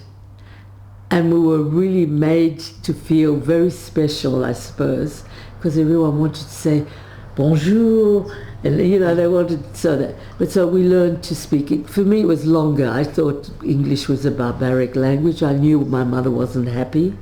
She wasn't joyous to come to Australia, which was really, after Europe, was a very backward country for her. It was hard, couldn't speak English, the climate was hard, suffering, missing her parents. She had taken a big leap into the unknown. So for her it was difficult. On top of it, increasingly the Holocaust went down. Mentally she was fine, but she suffered colitis eventually from all this and suffered from it. And the last day of her life, she lived till 96 and a half. She was a strong, gorgeous, beautiful, intelligent woman. And She was in hospital because she had picked up an internal infection, and the doctors had said to us, we can help her. And we knew she didn't want to live. She had told us, don't try to resuscitate. The last day of her life, she woke up and she was wild-eyed. We came into a room. She was busy making parcels, mumbling, she's got to save Sammy and Mimi. She was packing up. She was reliving the time when she had to send us away. And for her, it was something she never ever got over. And we said to the doctors, just give her something to calm her. And we don't want any, if she survives, she survives. If she doesn't, we have to accept that. She didn't survive, but we couldn't see her suffering like that. We just couldn't see her suffering like that. She was reliving those horrible years. We didn't realize how much it had affected her. It was only then that we really realized the enormity of what she had suffered all those years, because she bore the brunt of the negotiations, and her children were being sent away. She didn't know where or when. And did your parents, did they stay in an area where there were other survivors, or did they have many survivor friends in Well, Sydney? eventually we moved, and we moved to where it happened to be a Jewish area, pure accident. With my father, everything was pure accident, and it always worked. He had bought a business with a partner who soon dipped out of the partnership, and my mother joined him. No English. I mean, it's extraordinary, but most migrants, it was the same thing, so it was, I guess it's not so unusual. He bought a cafe. Here's this yeshiva bucher, I mean, really, he bought a cafe near Chinatown in Sydney, and he continued a business, and he had a rotating staff of 13 people. There was a restaurant, a milk bar, and a hamburger bar, and my mother was persuaded to come and cook the main meals, and she was a very good cook, and they built up a very good business. They really built, but it affected my father's health. He worked so hard because he used to leave at 6 in the morning, come home at midnight. But he soon found the Jewish community, and eventually we moved. Through that cafe, he met a French woman, not Jewish, her husband had been a war buyer, and they were returning to France, and she had a little flat that she was vacating, which was very difficult to find apartments. And was he interested? Of course he's interested. So she took him to the flat, gave him the money, etc., etc. He agreed. And when she was leaving, before she left, she gave him the key to the apartment. And he comes home and tells my mother, I have an apartment. Where is it? He knows the suburb, but he doesn't know where it is. You know, he remembers it's a long road with a tram in the middle. They happened to have a friend who had come to Australia, persuaded my uncle to come to Australia in 1936, a Mr. Burcon. So Mr. Burcon features very heavily in our lives in Australia. Mr. Burcon had a car. So he and my father drove to Bellevue Hill, and my father finds this Biriga Road, and he recognizes this building, and he goes with his key to the back of the building, into the back apartment, opens the door, and that was our home for the next 2.5 years. That was my dad, though. And there was a Jewish community, and there were the Holocaust survivors, a number of French speakers. None had been in concentration camp that I know of. They had somehow or other managed to survive. And they were from Paris mostly. And one was a Pole married to a woman from Alsace. And the Mannings, and they had a daughter, Monique. And there was Czech and Romanians who survived. So, and we came into a very Jewish area in the school, Bellevue Hill School, which was a public school, state school. Sam and I studied with a lot of Jewish children, and again we were popular because of the fact that we spoke French. And we certainly looked different. We ate very differently. We certainly did. Were there any other children survivors from the Holocaust? There were, but we never talked to each other. We didn't know we were Holocaust survivors until we were in our 40s and 50s. Most of us didn't talk about it. They didn't want to be. Who wants to be different? Okay? We never put two and two together. We went to Habonim and things. There were other Holocausts. They were Polish or whatever.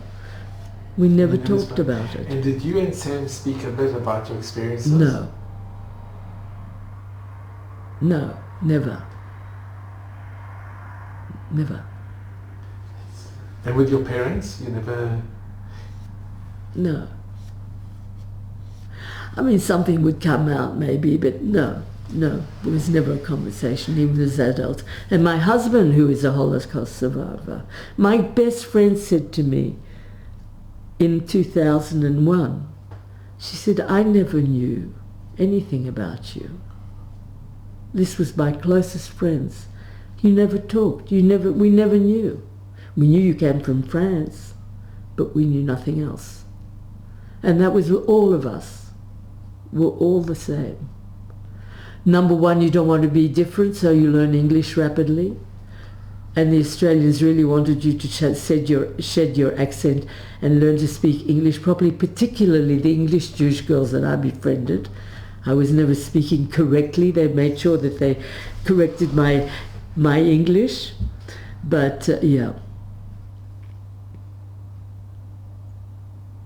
And your husband was also a survivor? Absolutely, but in his case it was far worse because his parents were deported to Auschwitz and there they died. His mother was picked up on the in the infamous rafle of Valdiv, the Velodrome d'Hiver, 16th of July 1941. She sent her children away. She had three children. She had a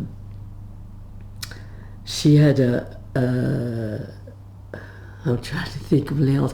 A daughter, Raymond, who became fire worker. She survived. A daughter, Raymond, who was 11 and a half years old, just over 11, when and a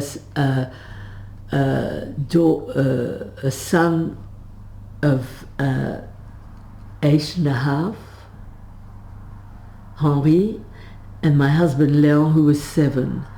What happened in Paris, like in Strasbourg, send your children away. Leave the city. Send them away to schools outside of Paris, which they did. My husband's mother, Edith Sibolska, she was known as, and she registered her children as Sibolska at the school. She went to see Rabbi Zalman Schneerson, who happened to be her rabbi, and she said to him, I cannot send my children out of Paris to any school. We are an Orthodox family. They were Yiddish speakers, they were Polish, they came from different parts of Poland, and they have to be in an Orthodox environment. And he said, don't worry, I'm setting something up. And within days it was organized, and the 3 kids went to the railway station where they were tagged, and they went with Zalman Schneerson to a school, to a facility. It was, big houses. I believe one of them was a Rothschild house. And there a group of 120 boys and girls to the age of 16 were assembled. The youngest, I don't know how the youngest. My husband was 7 at the time, and it was the last time he saw his parents, his mother anyway, his parents. His father was picked up. He was in Drancy, and within 9 months or so, his mother was picked up, and she also was in Dancy or Pithiviers. I don't think one knew the other was that he knew his wife.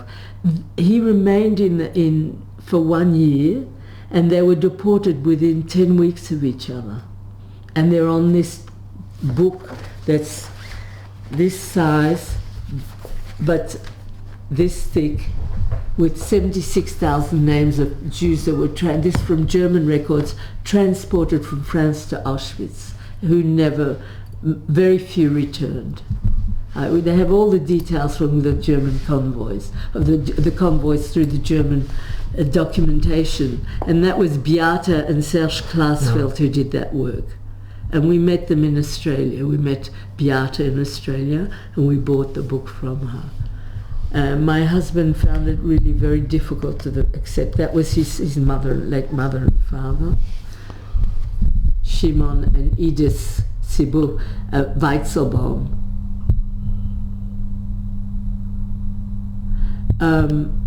My husband always thought his name was Cybulska because there were the 3 Cybulska kids in the children's home, and they managed to cross across into Switzerland in 1943. They walked. My sister-in-law, who was an amazing woman, walked altogether, I think about 8 kids, herself included, into Switzerland. After the 3rd attempt, they got in.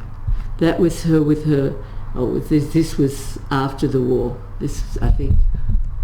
And where's your husband in the picture? My husband is the youngest one. He's the smaller one. He's the small one here, and this one, he's the small. And they always wear a beret because they were Orthodox Jewish children, and the number of the children were German Jewish children. There were children that were brought in, and most of them were orphaned. And I think they found out much later. Well, Leon always said to me that when they were kicked out, he and his brother were sent out after the war. They were returned to Switzerland, from Switzerland to Paris, to an orphanage. His sister remained. She was older, and she was doing a beauty course in Switzerland, and eventually married a Swiss Jew Orthodox family. She, a foyer worker, she remained, but the 2 boys were returned to Paris. When they returned to Paris, they already knew that their parents had been taken. But Leon says that he returned to the home where they had lived in the apartment building, and they weren't there. And he accused the concierge of collaborating with it, denouncing his mother. And she had in her apartment a photograph which exists today. I think it was of her engagement to her husband. It's a big round photograph, old-fashioned, her husband. And he had a photo, she had a small photo of her husband, which is exactly like my husband. They were so similar, it was amazing. And there was a sewing machine. So they came back one day. He said he'd come back and pick everything up. The photograph is at my late sister-in-law's possession, her children now, and the family photo, and they're Orthodox family, and they remained in Switzerland. That family side of his family remained. He and his brother returned to Paris, as I said, and then what to do with them? They were supposed to go somewhere, either Canada, Israel, or Australia. Now, when the convoy for Canada was going, he was in Switzerland, so he came back to the home in Paris, and they said to him, "Oh, you just missed the convoy. You were supposed to go with a brother." He was a slightly older brother, and in the end, he came to the next convoy, was to Australia, and he came to Australia on a horrible voyage, horrible voyage, but he didn't make it. He and his brother, slightly older, and the Jewish community welcomed them. They managed to get the book was written about this particular voyage. And many of the young boys and girls, the young men, were young Jews who had been in concentration camp, They were Czech Jews, and they were escaping Czechoslovakia to avoid going to the army. And they were best friends with my husband, so I knew them. I know them all. Unfortunately, many of them have passed away now because they were men in their 90s and they had been through horrible times. But they made good lives for themselves and built up wonderful families, and Australia's been good to us, all of us, really good. Oh, and Miri, did you speak with your children about your experiences? No, only when they did no, it was mostly their father that they were more interested in. Look, compared to Leon, everything was, we had my children attended Jewish day schools, so they had programs where you wrote stories about a famous ancestor or something like that. So they all wrote about their father. Fair enough, it's good. He needed to be. He suffered terribly. He never accepted the loss of his mother and father.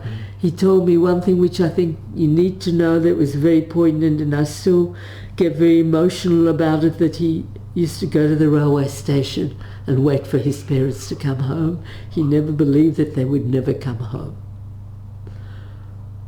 He never believed that he would never come home, and I think he suffered that all his life.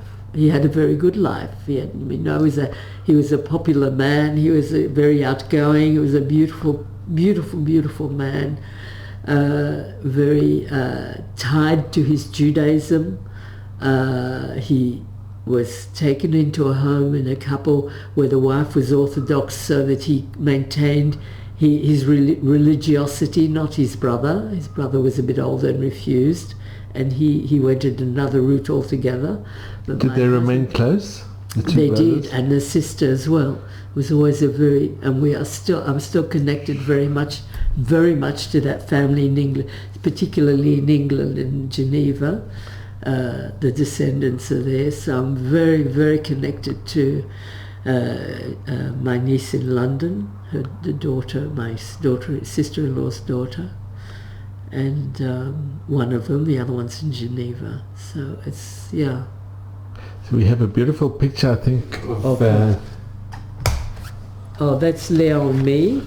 That was very made up. It's wonderful. It was for my youngest daughter's wedding chuppah. Oh, that's lovely. And this was my parents on one of their trips overseas, business trips, Lola Goldman and Chaim Goldman, Harry. My father made a big name for himself in Australia, both in the Jewish community and outside. He became a business. Once he sold his cafe, he became a business. He went into manufacturing, which is what all migrants do. What do you do? But he never forgot his Judaism. He became very rapidly involved in the Jewish community, and mainly Mizrachi, until my brother and I. That's my mother, my Ilana, my daughter, my eldest grandson, and myself. It is so special. Oh. Yeah. So my eldest grandson today is an academic working in the Sydney Jewish Museum as an educator. So goes around. But my father he worked tirelessly for the shul. We became one of the main shuls in Sydney. He became president on 2 occasions. He was president. For a foreign Jew, I'm still looking at because we weren't entirely accepted by the Jewish community, Australian Jewish community. They really didn't want us, and we didn't mix with them. They didn't mix with us. We would mix with them. They didn't want to mix with us. We were foreigners, and us is all the Jews who came out of the Holocaust. We were them. And did that last for a long time? A long time, yes. They didn't want us their sons to marry the daughters. And really? Things oh yes, but that happened in every community, I think. And as I said, my father was very involved in Mizrachi, but more so Central Synagogue, where we were And then he became, and naturally, of course, he was involved with the Chevra Kedisha. And with the Chevra Kedisha, it was deeper. He was president for many years there in Sydney, and he's still known, and he received an OBE for his work for the Jewish community, Order of the British Empire. And he also, what I'm really proud, is that he got the title of Chaver, which is in Australia, he was the only second civilian, so not a Jew, who ever got that title in Australia up to the time when he got it, which was a very significant achievement, a recognition of the man that he was. He was always deeply concerned about Jews, so he was always very involved. And I say, if it weren't for my mother and my father, my mother more so because of her language, her ability to speak a fluent French, and both their determination, we would never, and the fact that so many people really helped us. That chief of police, by the way, in Felton, and I think I'll probably end here, that chief of police, when we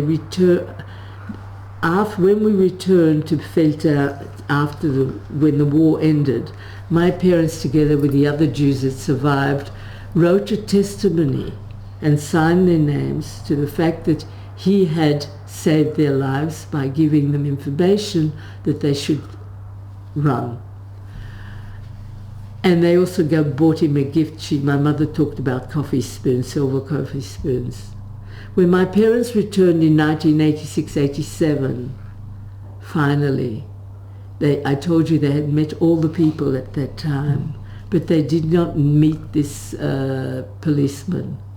And they asked, where is he? We want to see him. Because of him, we're alive today. And they said, this is the people that we don't talk to him. They said, we want to see him. Where is he? We're not telling you. Why? He was considered a traitor. He had denounced someone who was in the resistance, or some individual in France, in a Frenchman, and for that he had a jail term. He was going to be severely punished, but he was punished. But it was lessened by the fact that testimony saved him a lot more grief than he would have had. So he was considered a traitor, but he saved us and so many people. The one family he couldn't save. I mean, he couldn't do, but we couldn't. No one got to them because. So it's just a question of, balance. But he did something that was. Why he did it, nobody knows. Miri, there are no words. It's just incredible. And Miri, I know you're very involved in the Holocaust Museum in Sydney, and you give talks. More so, I talk a lot more when we do. I'm involved with the Jewish Museum because I never considered myself a survivor. In 1996, someone came to me, not at B'nai B'rith, anti-defamation group. They were forming an organization called Courage to Care, using the Holocaust, and the key word was education. We want to educate people. Educate them Holocaust, using the Holocaust as a mechanism for anti-bullying. That was considered the extreme in bullying. The Holocaust was the most extreme bullying event that the world has ever seen. Yeah. That was how they put it to me. And they want to educate in schools, the children. So now we use a different way. We use the same thing the same way, but we use different terms. Don't be a bystander. If you see an injustice to anyone, to your friend, in the playground, in the workplace, anywhere, because we talk to adults as well. And we a few Holocaust survivors who feel this is very important, we participate. Now, I go to many country areas in New South Wales. I'm asked to Brisbane because the Holocaust survivors up there are very thin on the ground. So every now and then, in fact, when I leave Israel, 3 days later, I'm on my way to Brisbane to talk there, participate with the schools, which is what I mainly do. And a few years ago, after before my husband passed away, I got involved with the Sydney Jewish Museum because I realized that the Holocaust survivors who were in the 80s and 90s then were getting older, and you know, you talk about Eddie Jaku, who wrote The Happiest Man in the World, and Olga Horak, and many others, a few others are getting older.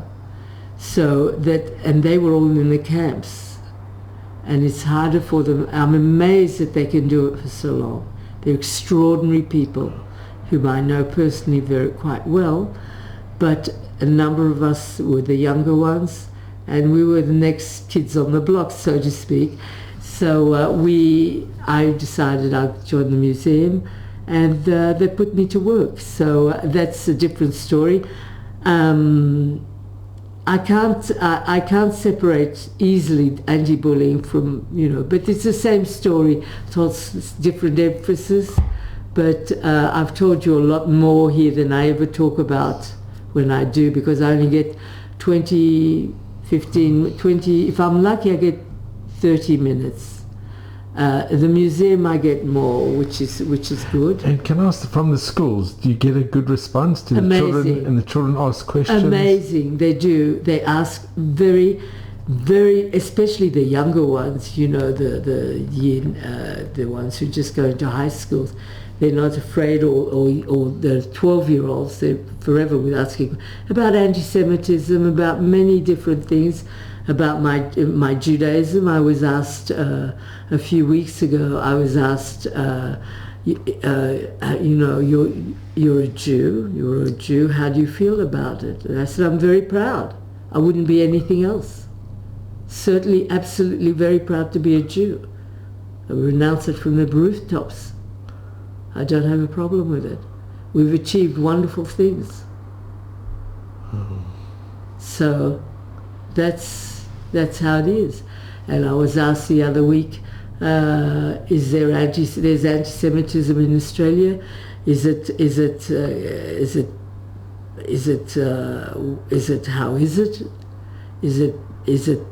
bad or what? I said it's worse. Because in Australia today, where we came to Australia, there may have been latent anti-Semitism. I was not aware of it. Hardly. I have never really had any anti-Semitic incidents. But today, there is anti-Semitism. And it's a shock.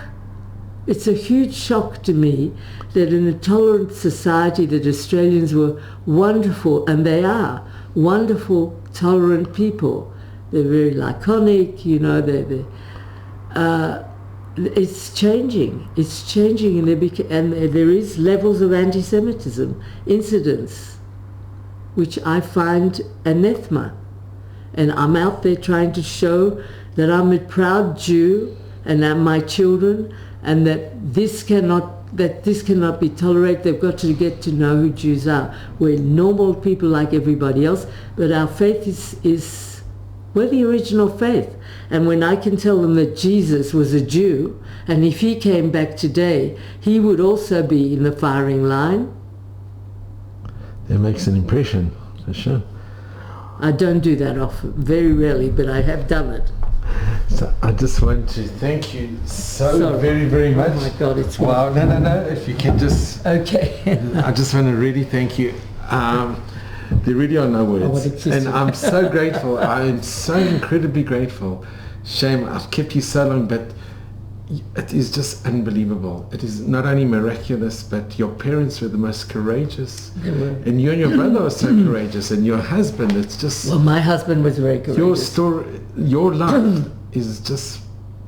It was my life. But there's no words. But I'm so incredibly grateful to you, and you should just have mazel and bracha and meves shrim Thank in you. good health and only Hashem's blessings. Thank you. Thank you very much. And I'm going to ask you one last favor, Miri.